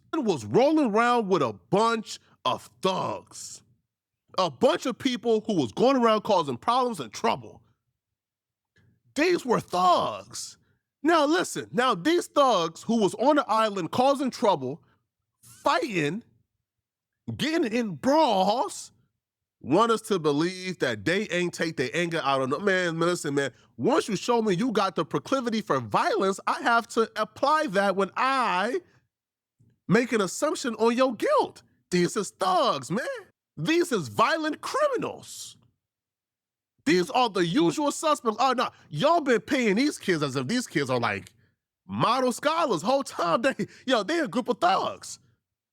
Now, you mean to tell me, man, these thugs who was on the island getting violent ain't get violent with no, I don't know, man. Oh, no. Now, Tatum, now you getting somewhere, Tatum. My buddy's tied line. Yeah, so y'all Man, pretty much keep having cooking, a good son. time. Come and on. then you guys get ready to leave prematurely. Right. And like, what? Explain that, because you guys got there around 10. Yeah. It's now 4:30. Right. Mm-hmm. People are still out there partying and Correct. they're having a good time, but something happened to where it necessitated you. Wait. Hold on, Tatum. Hold on. Y'all missed that. Because you guys got there around 10. Yeah. It's now 4:30. Right. People are Hold on, though. They said they left at 3. They said the boat was taking water at 3. They drove out. They didn't call for help. Help came. They went back and they got like told the way, or right, like help came, fixed whatever they had going on, and then they left at about 4:30. They initiated the leave at 3 p.m. according to them. Got stuck because their pump wasn't working, called for help, and then they left. So they departed the island finally at 4:30. But Tatum says, no, the altercation started at 4:30 and they ultimately left at 4:30. Those timelines doesn't make sense at all. It doesn't make sense at all. still out there partying and Correct. they're having a good time, but something happened to where They were still having a good time at 4:30. They said they left at 3. No, Judge says last time they seen Nolan was 3 p.m. They left the island at 4:30.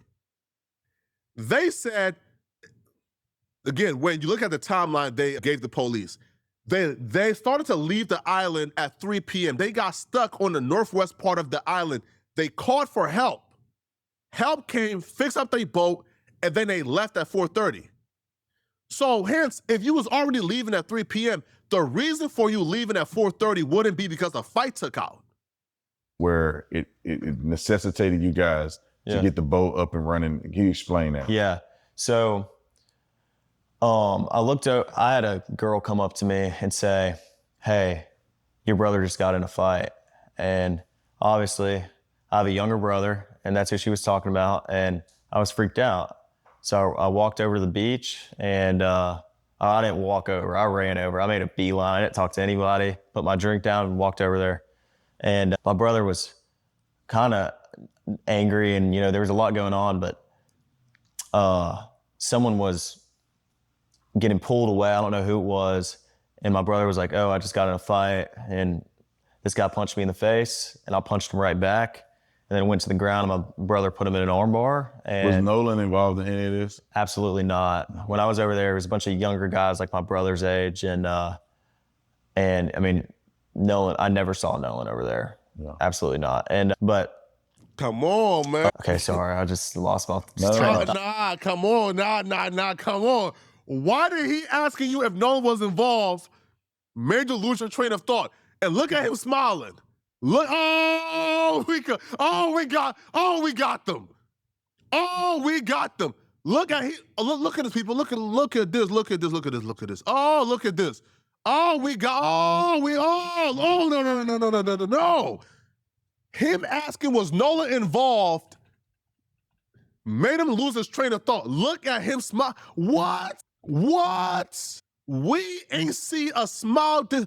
Wow.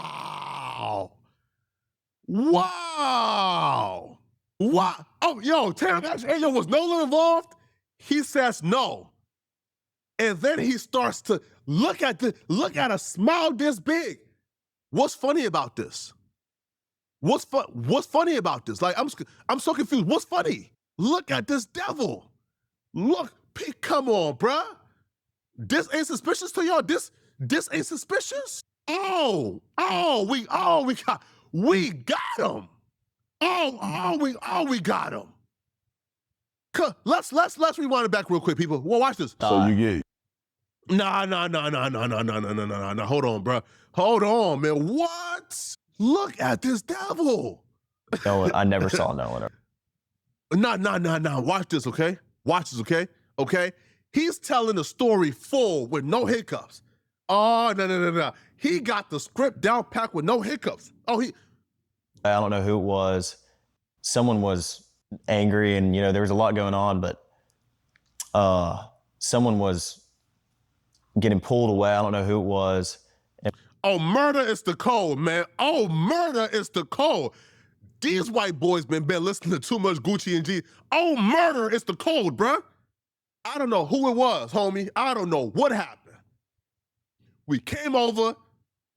We got busy. I don't know what happened. Murder. Yo, these folks is thugs, bruh. These is thugs. These is gangsters. Yo, the man said, listen, man, we on national television. Yeah, I don't know what happened.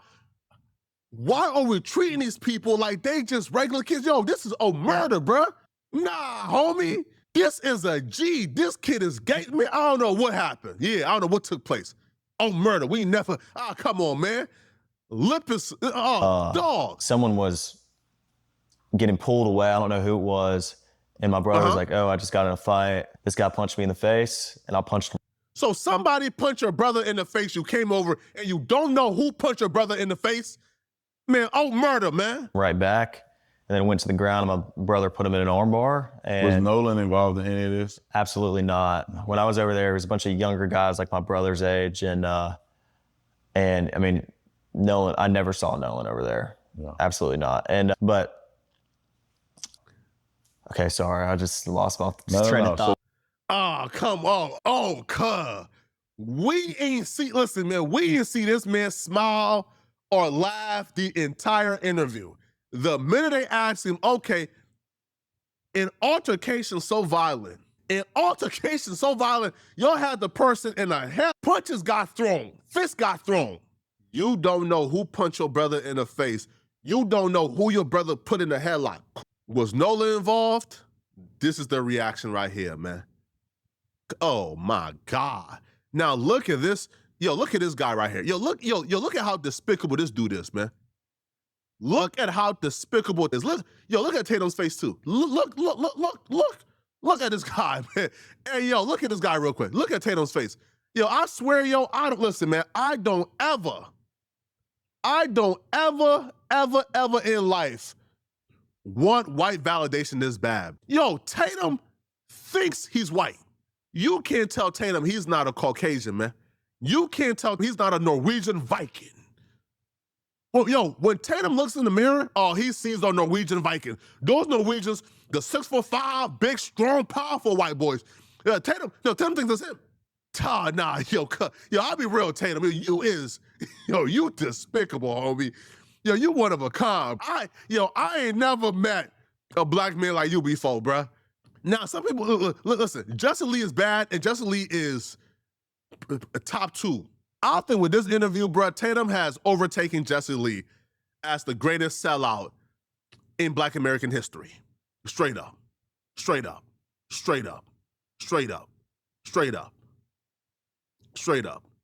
And this is crazy. Yeah, so how do you get to laughing talking about your best friend's death? You get ready to go. There's an issue with the boat. Okay, yeah. And this is well, what this ended led up to that. That's what I'm saying. So the fight happened with your brother, or a little scuffle. I'm assuming that it was cleared up. Right. You got your brother out of that situation, and then how did you find out that this boat is sinking? Well, I walk back over, and we're probably around each other for a little bit. I mean, Wait, why Tatum got? Wait, hold on, bro. I'm sorry for pausing. Why Tatum got this dude out of the situation fast as hell? Tatum cut off the kid before the kid even finished the story about the altercation. He cut him off completely. Yo, Tatum cut him off completely. Yo, Tatum said, "Hey, bro, you get a search. Let's get past it." Tatum completely pivots off the altercation and the fight. You ask about Nolan, the kid starts laughing. You pivot completely. Hold on, man. And how did you find out Oh, that this nah, boat is bro. sinking? Nah. I walk back There's the over, and devil. like we're probably around each other for a little bit. I mean, you know, I wasn't thinking anything of it. I told my brother, I pulled my brother off the beach, and I was just like, listen, get in the water, hang out with us, calm down. I mean, he was calm, but I didn't want anything else to happen, you know? And so once I got back over to the boat, I got on the Triton, and the Triton had probably about 6 inches of water up to the transom. And I was freaked out because I'm good friends with Wyatt, and that was his boat. And you know, no water's coming out, no access water's coming out. And, you know, it was a big issue because I think the reason was because there were so many people getting on and off the boat. And at some point the boat was very, very crowded and there was just a lot of people on. So that it drags water in. And eventually, I think over time, we were out there for a couple hours. The boat just started filling up with water. So I popped the starboard side hatch, and the battery was completely underwater. And so the motor wouldn't trim down. I mean, my buddy would go to trim it down from the console, and it'd trim down, and then it'd come right back up. And so Wyatt's trying to throw a rear anchor, so we're caught, and he's, you know, yelling at people. Everybody's kind of freaking out. And eventually I'm like yelling at other people, trying to tell them, you know, calm down. Like, you know, the boat could possibly sink, you know, and I'm not paying attention to everyone around me. I was paying attention to my buddy's boat. And that's what all my other friends that were on that boat were doing, trying to solve the problem. So you're on the boat now, the water is getting up to the point where the boat may be disabled to where you couldn't get it out from Horn Island. So what happens after that?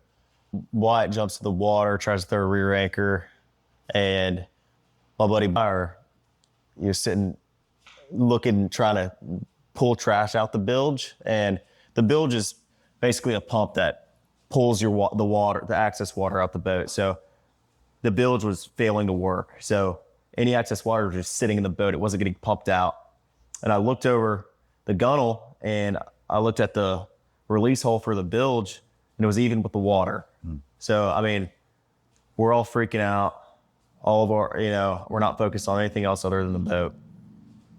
Well, then eventually my buddy Bart on the tide line is like, I'm going to pull y'all out to where we're out of all this, you know, all this chaos. Cause we left at 4:30 and there were still just as many people there, if not more than when we got there. I mean, probably around. But his mom, Ashley Cole, says the last time they seen Nolan was at 3:30. Now, I think it's in this part where he speaks on his last conversation with Nolan. Again, because a lot of us don't know much about boats, we assume they were already far out in the water calling for help and rescue. Apparently, no, they were still on the island, just working on the boat when they were calling for help. He says they left at 4:30. So the story of, hey, bro, we left at 3, got stranded, called for help, they brought us back, and then they like, you know, and then they fixed whatever, and then we left and got the boat towed. Apparently that's cap. They left at 4:30. Now he's about to explain, I think at some point, his last conversation with Nolan. His mama, Ashley Cole, says that they last seen Nolan at 3 p.m. 3 p.m. was the last time they seen Nolan and told Nolan they were leaving immediately. Now watch this.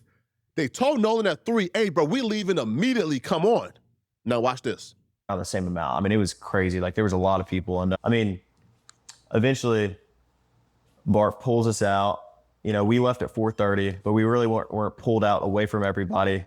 We were probably about a quarter mile out, and we had the towing strap pulled from, you know, Bart's port side cleat or starboard side cleat, and he was on our starboard side bow. And so it was rubbing on his power pole. So Bart turned around, pulled up next to our boat, and we were just trying to get it situated. So that's when Wyatt called Cito. And Wyatt was like, you know, calls him, because the cell service isn't great at the island, but once you can use your phone, but stuff might not just send, and like, I mean, it's not great. You know, you got. Oh, hold on now. Oh, hold on now. Hold on now. We getting closer. Hold on now. So at 4:30 was when the nonsense started. Apparently they came back. Now we getting closer now, because I think what he's about to say is, we then told Nolan, hey, bro, we gotta go. Now watch Maybe this. one bar, and it won't work that well. But once you get a little off island, you have cell coverage, and even on the island, like I called my mom when we were on the island. You know, it was fine. Okay. Like we had We getting you closer. know, enough Watch. cell coverage to make a phone call or shoot a text over, but you don't have enough cell coverage to like send a picture, for example. So what? So I want to go back. Yeah, so yeah. I want to touch on that real quick, because the phone thing came up at some point. And so was it when you guys got off the boat? Yeah. I mean, were people taking their phones off the boat, or is that not typical? Because I know that Nolan's phone was left on the boat, Right. even though, you know, after you guys had left. So can you explain that? Because I think people need to understand this a little clearer. Yeah. Was it typical for people to have their phones left on boats, or did they keep their course. phones in the water? Or? Yeah. I mean, We've already talked about this before. everybody kind of goes out to the island to get away from, you know, their phones and everything else. So I know I got on the boat to get away from, you know, just the regular world. And no, when you're waist deep in water, no one's carrying their phone in their hand, especially at Horn Island. The water has been very, very murky because of the rain. And when man, bro, skip this part, bro. Man, listen, man, it's just very risky. If you're gonna have your phone in the water, you know, some people might for a couple minutes and like maybe buddy. taking some pictures of each other. You know, I know a lot of girls like to take pictures in the water at Horn Island. You know, guys do too. You know, like people like to take pictures, but a lot of the pictures you see are on the boat for a reason. And so, no, I mean, if someone is on their phone in the water, they're using it real quick and then putting it right back on the boat. We were all waist deep in water. No one's sitting there scrolling on their phone. I never saw that once. And I've never seen that once. I've been out the island my whole life. I mean, that's just not something people do. People are on their phones, and everybody has their phone, yes, but it's always on the boat. No one's getting off the boat with their phone. So. And so you guys get ready to leave out of there, getting towed out. Yeah. And then where's Nolan in the situation? Well, Nolan was. Now, y'all getting ready to leave up out of there. Y'all are getting towed out. Now, again, he says this was 4:30. 4:30 is when they were getting towed out. Okay. Towed out. Phone. So. And so you guys get ready to leave out of there, getting towed out. At 4:30. And then where's Nolan in this situation? Well, Nolan was.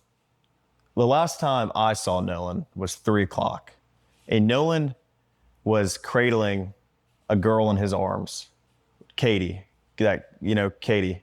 And Katie, Nolan was sitting there, and the last time I saw him, I looked at Nolan, and Nolan was like shaking his head, laughing, and I was like, dude, you crazy. I was like just joking with him. And but anyway, Nolan, that was the last time I laid eyes on him.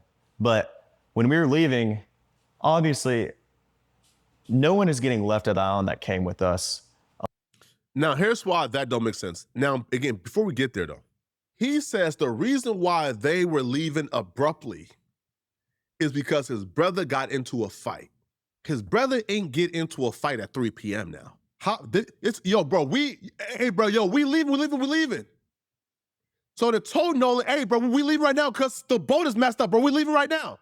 The boat master, we leaving right now. And then you stayed an additional hour and 30? Huh? You told Nolan at 3 p.m. 3 p.m. You noticed your boat was apparently like messed up, had some type of thing wrong with the pump at 4:30. You called for help at 4:30. So why was you there for an hour and 30 if you was rushing Nolan to come and leave with you immediately? These are the questions they never answer. These are the questions they never press him on. They never press him on it. You told the kid, yo, it's an emergency, Nolan. We gotta leave right now, bro. Our stuff is broke. We gotta leave right now, bro. At 3 p.m. But you ain't called for help until 4:30 and leave the island like after 4:30. Nolan, that was the last time I laid eyes on him. But when we were leaving, obviously, no one is getting left at the island that came with us unless they demanded to, be there and asked, this is a very common thing at Horn Island. When you're out there, a lot of people ride out there with someone and in with somebody else all the time. I've done that 100 times. It's a very common thing, but Nolan was sitting by the boat with that Katie girl, and my buddy yelled for Nolan, get on the boat. We're leaving. The boat's having issues. And like, no, he didn't say that, but he was panicking. Nolan, get the F on the boat. Get on the boat. And Nolan said, no, I'm staying out here. I'm going to ride in with somebody else. And it's not uncommon to hear, but it's not like my buddy asked him one time. My buddy asked Nolan multiple times to get on the boat. Nolan, get on the boat. Get on the boat. We're leaving. If you're coming, you got to come now. Nolan, get on the boat. We are leaving. If you're coming, you got to come right now. The pump is broke, bro. But you told Tatum, you guys ain't discovered the pump was broke until 4:30. Y'all tried to move certain things from it. It didn't work, so you guys called for help at 4:30. So why would you guys in a rush to leave at 3? I'm confused. And if you guys was in a rush to leave at 3 p.m., wouldn't you guys have discovered the boat was messed up at 3 p.m.? Huh? And if y'all told him, hey, bro, we're leaving. Hey, bro, we gotta go right now, bro. Nolan said, oh, yo, pass me my phone, bro. If y'all leaving, I'm staying. Y'all ain't what? How does this make sense to anybody? How does this make sense to anybody? Nolan made a decision to stay out on the island. And like he said, how many people heard that? Were there just at least just a 5 few, or? I mean, everyone that was on our boat right there, because the Palm Beach had already left. My buddy went ahead and went home on the Palm Beach, and 3 guys all the way back. And Nolan wasn't the only person to ride out there with us and in with somebody else. I mean, we had multiple people in our group that rode out with us and rode in on someone else's boat. And that, like I said, that's not an uncommon thing to do, I mean, a lot of people do that. I could name probably 50 people out there that day that ran out with somebody and ran back in with somebody else. So, I mean, it's not like it's an uncommon thing, but it's not like we just left him there or my friends just left him there. Nolan made a decision to stay on the island after my friends asked him multiple times and told him to get on the boat, and he decided to stay. And I heard the girl that he was with, Katie, had text somebody that she heard people yelling Correct. for Nolan to get on it. Is that true? And I have a picture of that. She texted my buddy, and the next day everybody was panicking and everybody's texting Katie, because she was obviously seen with Nolan the whole day at the island. Katie sent a message to my buddy the next day and said, this is the last time I saw him, he's really sweet. But she also mentioned that the last time she saw Nolan was when my buddy was yelling at him to get on the boat. And she was right there to see that Nolan decided not to. Yeah, and so you guys get in. But that's not what Katie said, though. That's not what Katie said, though. No.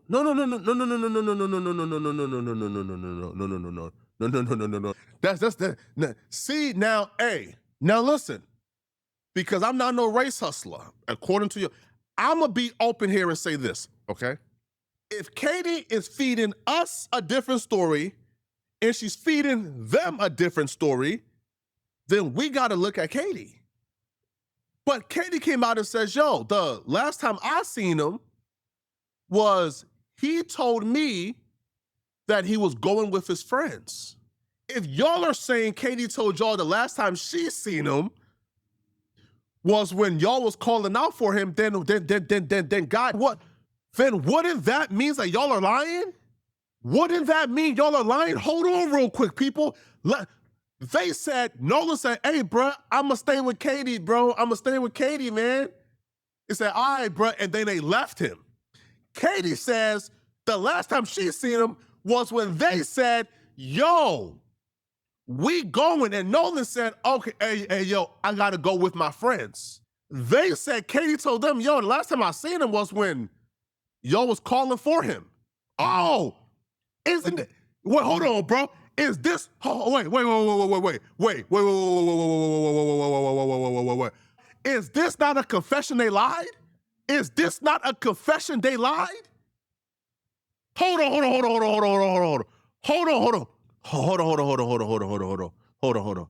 Is this not a hold on, bro. Hold on. Buddy says they asked Nolan, yo, we leaving. He was cuddled up. He was cuddled up with Katie. Like, he was cuddled up with Katie. And they asked him in front of Katie, hey, bro, we leaving. And it's not uncommon to hear, but it's not like my buddy asked him one time. My buddy asked Nolan multiple times to get on the boat. Nolan, get on the boat, get on the Multiple times, get on the boat in front of Katie. boat, we're leaving. If you're coming, you got to come now. And Nolan made a decision to stay out on the island. And like he said, you know, How many people heard that? Were there just, at least just a five. few, or? I mean, everyone that was on our boat right there, because the Palm Beach had already left. My buddy went ahead and went home on the Palm Beach, and three guys on the way back. And Nolan wasn't the only person to ride out there with us. And So they was yelling, hey, you Nolan, we leaving. Nolan chose to stay behind because he was cuddled up with Katie. Katie heard this conversation. Let's fast forward real quick. Now, look what he said Katie told him. Now, if they was yelling out to Nolan, we leaving, and Nolan says, I'm staying behind with Katie, I'm not leaving, then Katie's explanation would not make, watch this. Had text somebody. yeah, And I heard, and multiple times, Nolan made a decision to stay on the island after my friends asked him multiple times and told him to get on the boat, and he Nolan made a decision to stay on the island with Katie. He had Katie cradle up in his hands. I left him there, or Yeah. my friends just left him there. Nolan made a decision to stay on the island after my friends asked him multiple times and told him to get on the boat, and he decided to stay. and I heard the girl that he was with, Katie, had text somebody Yeah, that she heard people yelling correct. for Nolan to get on. Is Yeah, that yeah, true? and I have a picture of that. She texted my buddy, and the next day everybody was panicking, and everybody's Katie confirmed, yo, I heard them telling Nolan, hey, bro, we gotta go. We gotta go. We gotta go. They say Nolan never came with us. Katie's saying, I heard them screaming, he gotta go. And Nolan told me he was leaving with them. texting Katie, you know, because she was obviously seen with Nolan the whole day at the island. Katie sent a message to my buddy the next day and said, you know, this is the last time I saw him, you know, he's really sweet. But she also mentioned that the last time she saw Nolan was when my buddy was yelling at him to get on the boat. And she was right there. What you got? Oh my God. Yo, this is it. This is the confession. It's either Katie got something to do with this or y'all got something to do with this. This is the confession. If y'all said Nolan did not come with y'all left without Nolan, and the Katie girl says, yo, he was with me, but the last time I seen him was when y'all was calling for him and he left me to go with y'all. Oh, isn't this the confession? Oh my God. Y'all done told on yourselves, man. Even the tap dancer could not save y'all, man. Even the tap dancers could not save y'all, man. Oh my God. My God. Oh my God. Yo, look at God. The devil, Officer Tatum, tried to run interference for him, and it's still, what? So the girl, Katie, who heard the entire conversation, who was somebody clip this up and post it, man.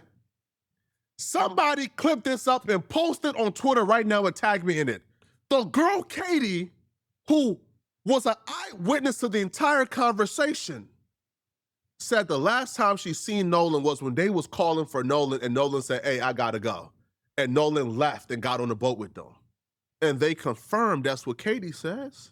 Why would the last time Katie seen him be when y'all was calling for him if he stayed on the island to be with Katie? Do you understand? You just told on yourself?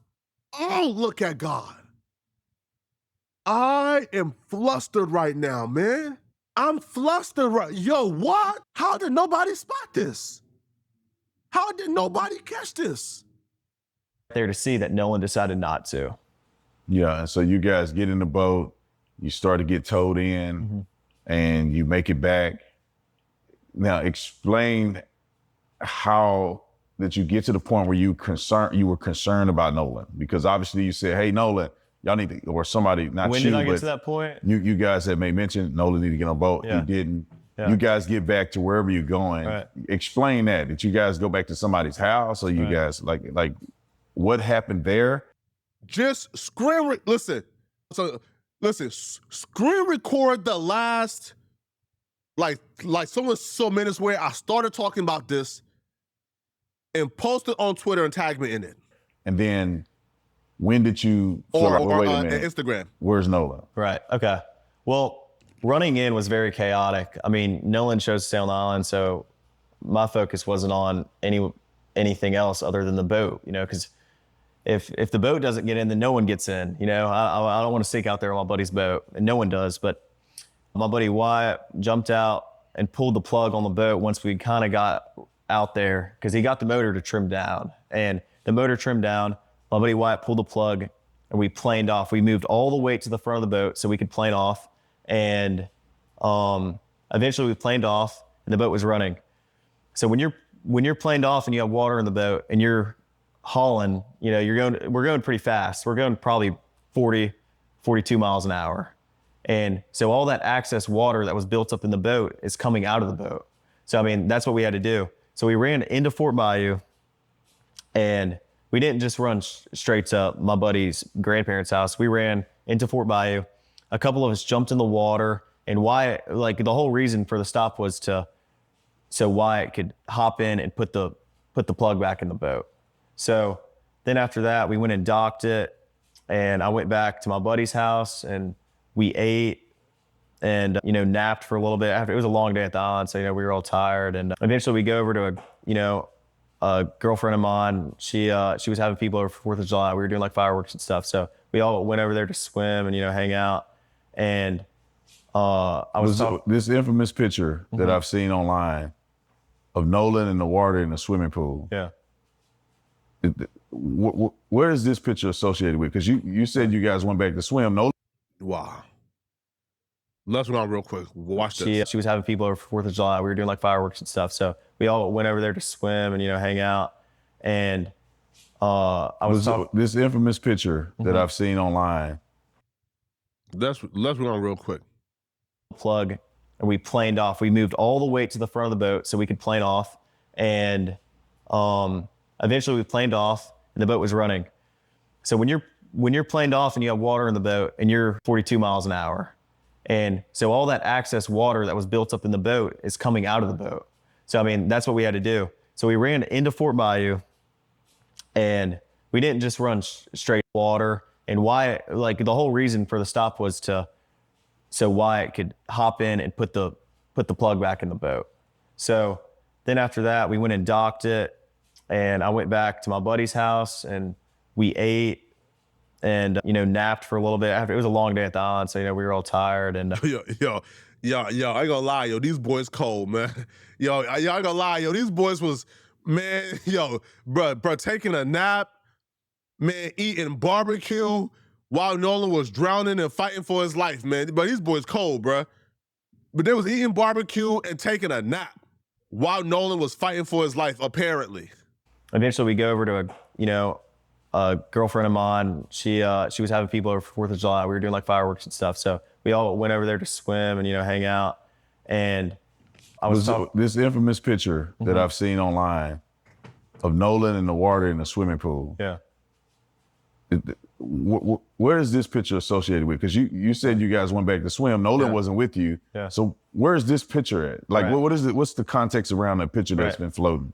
That picture is taken on June 27th, a week before the 4th of July. We all went to a friend of ours in Pass Christian. We have a lot of friends from Bay St. Louis, Pass Christian. We all went over there to hang out, and, you know. And Nolan was in that picture? Nolan was in that picture. And if you look in the picture, my arm is around Nolan in that picture, you know? And I mean, that was a week before the 4th of July. So that picture is not associated within even the same, I mean, that was like a week before. So, yeah. So you guys are now at swimming and having a good time at a lady friend's house. Right. I never got to the pool. I talked to her dad for a while. Okay. And I mean, all my friends were downstairs. I went upstairs, talked to her dad. We were talking about boats and stuff. And, you know, I've been with my friends all day. I was just talking to everybody. But So you talked to the young lady's dad, and then how long was it before you realized, or you guys realized, that Well, where's Nolan at? I mean, I went back downstairs and all my friends were just hanging out, and my buddy Wyatt had addressed, talking about Nolan, and I was like, well, where is Nolan? Have y'all heard from him? And he was like, no, we haven't. And I was like, okay, well, it's a little concerning. Like, I mean, I'm not freaking out or anything, but like, I'm trying to find out where Nolan is. So I texted Javon. Wait, I'm so confused. Okay, see. Okay, so this is where, I have to say, all right. So y'all was concerned y'all haven't heard from Nolan. How would y'all have heard from Nolan when y'all had his phone? No, we haven't. And I was like, okay, well. How did you expect to hear from Nolan when you had his phone? How did you expect you had his phone? What type of communication did you expect from a man whose phone is in your possession? Well, it's a little concerning. Like, I mean, I'm not freaking out or anything, but like, I'm trying to find out where Nolan is. So I texted Javon and I was like, hey, and also a couple other buddies that I had at the island. I was like, hey, have y'all seen Nolan? Did he ride in with y'all? And all the buddies were like, no. Well, I texted Javon. I ain't gonna lie, yo. Sounds like an alibi, bruh. Yo, I ain't gonna lie, yo. I ain't gonna lie, bruh. Again, this might sound a tad bit unusual, right? Like, for example, right? Okay. If let's say me and my friend is at a party and my friend say, hey, yo, I'm gonna get a ride back with this homie. Cool, and I leave. Like, I'm not getting home and automatically thinking of, hey, yo, bro, ain't called you yet, bro? Hey, yo, bro, ain't called you yet? Like, I'm not automatically assuming the homie is missing. Like, again, if I know I ain't do nothing wrong and the homie was left safe and in good health and good sense, and he was gonna catch a ride home with somebody else, I'm not coming home and thinking, hey, bro, hey, yo, did y'all see what? Like Rob, okay, let's just use Rob and Pat, for example, okay? If I leave Rob at like a party, or let's just say me, Rob, and Pat go to dinner, okay? And then me and Pat leaves because Rob sees a girl at the restaurant, he likes blah, blah. And we leaves Rob at the function. I'm not texting Pat, hey, yo, Pat, hey, yo, Pat, bro, hey, yo, Pat, bro, did you see Rob, Pat? Hey, yo, Pat, bro. Hey, yo, listen, man. Hey, yo, Rob, I'm not, what? What? I'm not, Rob is missing. I'm not assuming Rob is in danger. If I didn't know beforehand he was in, like, yo, if I didn't have no inkling he's in danger, I'm not calling. Like, that sounds like an alibi, bruh. It sounds like David and Celeste. David began to text Celeste, hey, where are you, Celeste? Where are you? Knowing he already killed Celeste. And I was like, hey, can you send me Miss Christine's number? Yeah, somebody says, I would not thought nothing of it. Yeah, I wouldn't, what? Yeah, bro, right? Homie is getting some cheeks. Cool. The fact that they was already panicking and calling various friends, asking around, hey, yo, did you guys see, huh? If you guys didn't know y'all had his phone, wouldn't you guys call his phone? Man, come on, man. Because man, come on, I haven't heard from Nolan. And if she hasn't heard from Nolan, then I'm calling the Coast Guard. And so eventually Javon sends me her number. Who is her? That's Miss Christine. Miss Christine is Nolan's mom. Nolan's mom. Yeah. And I walked down to the dock because, I mean, there was a lot of people at Ava's. Not a lot, but, there was probably 15 of our friends there. And I was just like, walked down to the dock with a couple of my buddies, and I got on the phone. I called Miss Christine, called her the first time. She didn't answer. I called her a second time, and I got on the phone with her, and I asked her if she had heard from Nolan. She said no. And I said, all right, well, don't freak out. I'm going to call the Coast Guard. And this was at about 11 o'clock. So what's your intent in calling the Coast Guard, right? Because right now, Nolan could be with a chick. He could be with somebody else. Right. He could have gone back with somebody else. What made you concerned enough that you felt like you couldn't weigh it out anymore? You had to call the Coast Guard. Come on, bruh. I mean, like I said, my friends and I have been on the water our whole life. Stuff happens. People die all the time. I know people that come on, cuz. So come on, bro. Come on, man. Oh, come on. See, oh, okay, Tatum asked a good question then. Right? Tatum asked a good question. Hold on. Like, y'all left them in good health, right? Like, y'all, they didn't see nothing wrong with it, right? So y'all got home and got right to calling around trying to see, hey, did you see Nolan? Have you? No, y'all saw Nolan. He was cradled up in the girl's arm when y'all seen him, right? And you get straight to, come on, bruh. Come on. Hey, yo, people die all the time. It's white folks surfing, niggas die every day, B. Come on, bro. All the time. Come on, people die all the time. Come on, cuz. Come on, what? Yo, the series of events just don't make sense. It just does not make sense logically. Yo, listen, man. If I get home and I know that I left Rob at the function, man, listen, man. I'm going to bed. I'm chilling. Now, you feel me? If I don't hear from Rob in a day or two, or if Rob mom called me like, hey, yo, Flacco, did you hear from Rob? Oh, no, nah. And then I'm gonna start getting worried if I can't contact bro. But if I have his phone, I'll tell, yeah, I have his phone. That's probably why he hasn't contacted you or reached you, because I have his phone. But if you guys, quote unquote, did not know you guys had his phone, to start panicking an hour or two later, because you didn't, quote unquote, hear from, come on, bro. To start thinking he's dead, calling around to his other friends, like, man, come on, man. Oh, shit. People die all the time. I know people that have died out. Man, niggas die every day, B. Well, That's crazy. I mean, like I said, my friends and I have been on the water our whole life. Stuff happens. People die all the time. I know people that have died out there. And, you know, it's a fun place to be, but it's also a very, very dangerous place to be if you're not handling it right. And Nolan, so I hadn't heard from him, and obviously I'm thinking I'd way rather be safe than sorry.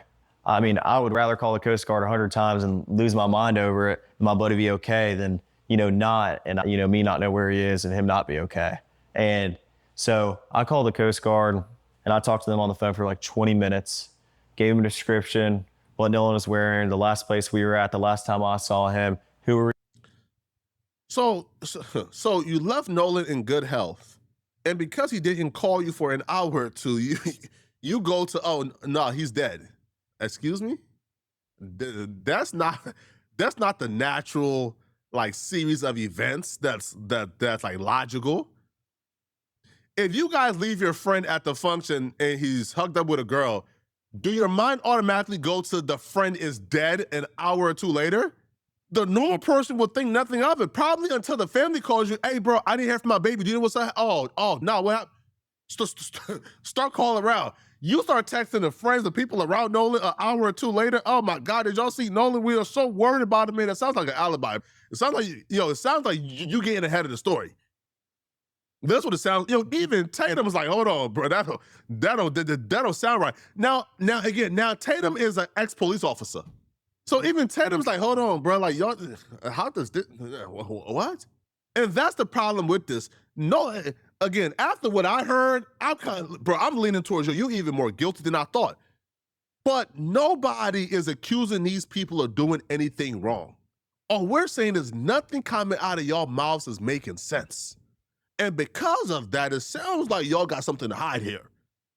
Agree with, what boat we were on, the conditions of the water, just a summary. And I called Miss Christine back after, and I talked to her. Come on, man. And I said I got in contact with the Coast Guard. I'm not sure who she called or what she did, but I think she said she was going to make a couple phone calls to either DMR or Jackson County Sheriff's Office. And I mean, yeah, I was thinking worst case scenario. Like, I mean, I would way rather be safe than sorry about this, Yeah, so you called. So it seems like you called mom immediately. Right. Probably the first phone call that she got from anybody. That's the first phone call, like, at least I made. And I would assume that's the first phone call she got from anybody, because Javon hadn't called her. And, there's nothing wrong with that, but Javon hadn't called her. And I mean, I was just worried about my friend. Stuff happens out there, boat problems, it could be anything. But I mean, there's a lot of stuff that happens out there, and I was just worried about my friend. And so you guys made that call, nothing that night, and I'm assuming you wake up the next day, and then what happens? I wake up the next day at about 7:30, and my dad had texted me, because obviously Nolan's photo was all over Facebook, and I just saw it everywhere, and I was freaked out because I was like, oh my gosh, like I assumed, Nolan's just, we had been drinking all day, and like, that he's just sleeping somewhere, and that he's okay. But I didn't want to believe that if we didn't know for sure. So, I mean, next day I woke up and my stepdad walked to my room and he said, hey, like, have they heard anything about Nolan? Like, what's going on? Because I hadn't spoke to him, and he was like, I was like, yeah, no, like, I don't know. I had just gotten up, and he was like, all right, well, we're going and getting on the boat and looking for him. And I was like, okay, yeah. So I got my buddy Ricky, I got my buddy Brooks, I got my buddy Jax. My mom came on the boat with my stepdad and I, and we all went out there and looked. When I got out there was dozens of DMR boats, helicopters, planes flying over Horn Island. And this wasn't just Horn Island. There was also Ship Island they were looking at. Hold on. Wait. Hold on, cuz. Hold on, man. Hold on. Hold on, bruh. Hold on, man. How you go from, man, listen, how you go from thinking Nolan could be dead to oversleeping and having your pops wake you up to say, hey, bro, we gotta go search for Nolan. What are you doing? Huh? Have they heard anything? I woke up and yo, hold on, bro. I assumed, bro, I ain't gonna lie, this little nigga diabolical, homie. How you go from calling all around, texting every friend Nolan got, trying to figure out where Nolan at, calling the Coast Guard because you thought he's dead, to oversleeping and having your pops wake you up and him telling you, wake your ass up, bro. We gonna search for your friend. Wake your ass up. We gonna search for your best friend. Then you go from, oh man, I didn't think so you thought he was dead the night before, man, all right, man. Nolan's just, Man, we had been like drinking all day, and like, that he's... so he slept like a baby brain with dog. Bro, Big Papa, in fact, pause.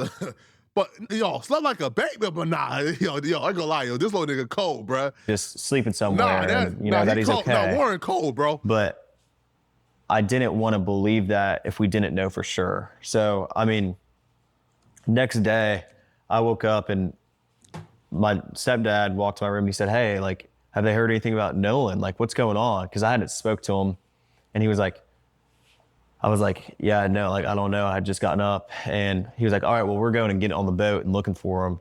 And I was like, okay, yeah. So I got my buddy Ricky, I got my buddy Brooks, I got my buddy Jax. My mom came on the boat with my stepdad and I, and we all went out there and looked.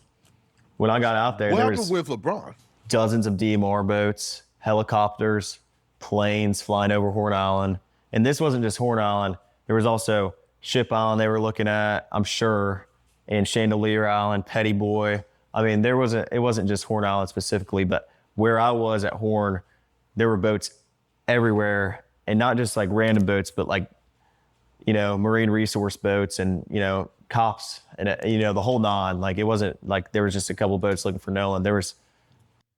you had strangers outside searching for your best friend while you were sleeping like a baby, man. While you were sleeping like a baby, man.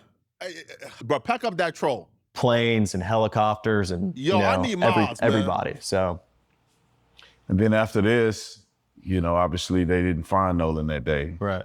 And so what was your reaction like when you heard the news, or how did you hear the news that they found Nolan's body?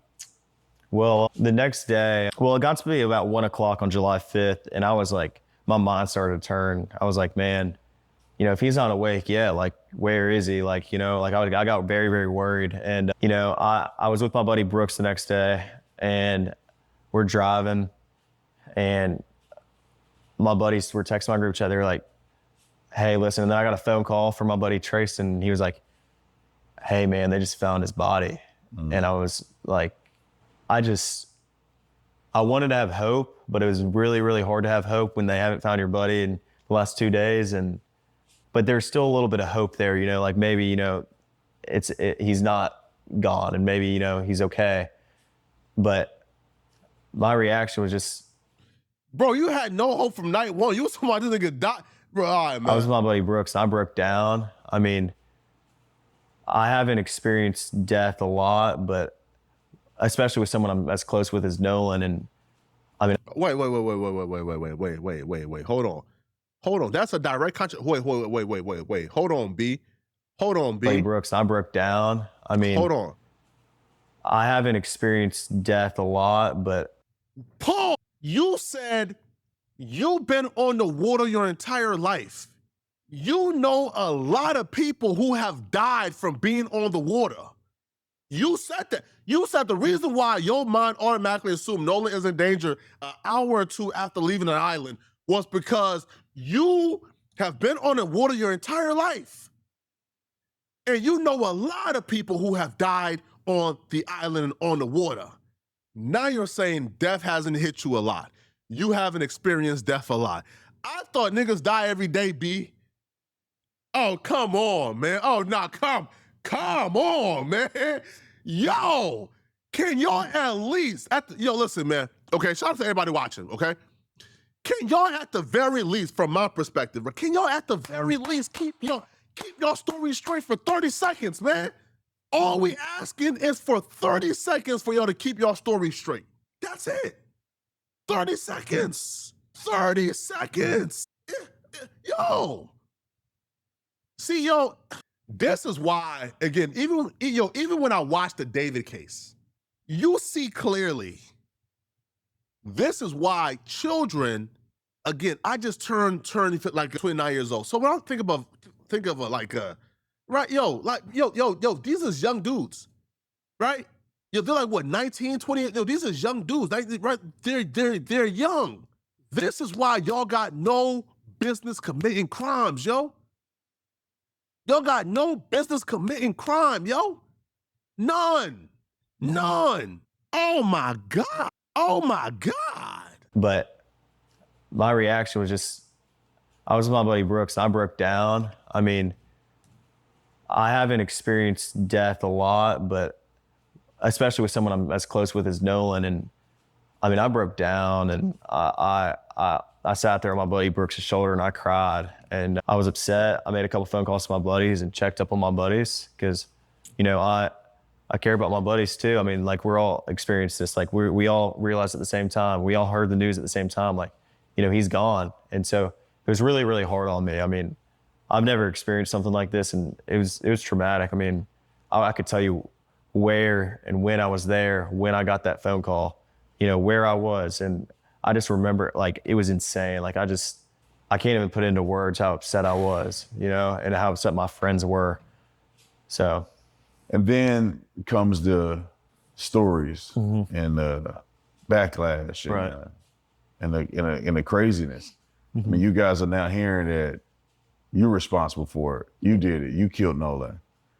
So what was the next step? Did you guys ever engage with police or? Yeah, so the first time I talked to the police was July 7th.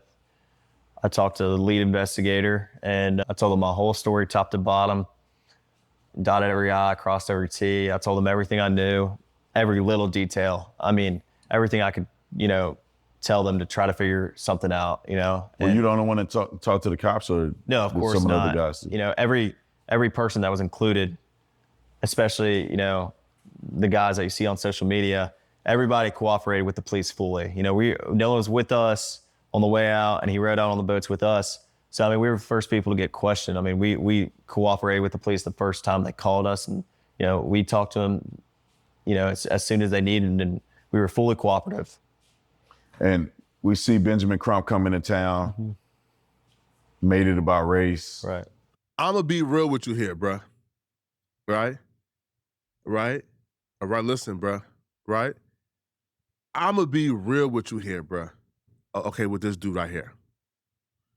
Now, you want to say, yo, I'm innocent. Cool. You want to say I'm innocent. Cool. Even though, bro, you just told like nothing but contradiction and lies, right? Cool. But if you let Tatum drag you into entering into this race war, it's not going to work out well for you. If you let Tatum convince you to start disrespecting Benjamin Crump, Al Sharpton, and Nolan Wells' family, is not going to end well for you, bruh. In terms of the public perception, in terms of you going back to a normal life, you don't even want to present. And why would Tatum even put them in this situation? Why would Tatum even bring this up to this kid? Hey, man, I'll show up the bench, bro. Oh, man, they terrible people, right? They horrible, right? Now, I haven't heard his response to this yet, but I hope that Tatum don't go down this route. What's your feeling about that? Do you think that any of this has anything to do with race, or because I mean, obviously something happened to Nolan. It appears that you guys may not have been involved at all. When I say may not, it's no evidence that you were involved at all. You guys had left. Right. But do you think that there's a racial component to any of this? Of course not. I mean, I think if Nolan ever felt the most little bit uncomfortable around us, which we never gave him a reason to, but if he did, he wouldn't hang out around us. But if you go look on, like my friends have had Nolan posted all over our social medias, since freshman year in high school. Like, if Nolan ever felt uncomfortable with us, why would he be hanging out with us all the time? I mean, every time. Now, again, I'm not saying y'all made him uncomfortable, but white folks or white friend groups do love a token black. We know this. They do love a token black now. All right. They love a token black who can dance and sing. I'm just being real, bro. Right? A strong token black who's athletic, who's cool, who's hip, who's urban, who can dance and sing his ball. No. They love themselves a token black now. But that's not even an aspect in terms of which race comes into play. Warren, don't you believe that if Nolan Wells was you, that if you were in Nolan Wells' situation, the son of a judge, a white boy from a esteemed family, you don't believe that they'll be taking your death a little bit more seriously? You don't believe that the police and the DA and the prosecutors will be pushing for answers for your death a little bit harder? So even if you're saying, we had nothing to do with this, you don't think race have a play into why Nolan's death right now got so many questions? As to why the police ain't really knocking on doors and getting things done? As to why nobody has been charged yet with providing liquor to Nolan who was not of age? If y'all claiming Nolan was drunk and he drowned? You don't think the police would have had somebody right now in cuffs for providing liquor to underage kids at that island? So of course race has a thing. Of course race has something to do with this. Of course. If you're saying it had nothing to do with your friend group, cool. But don't let Tatum rope you into this, bro.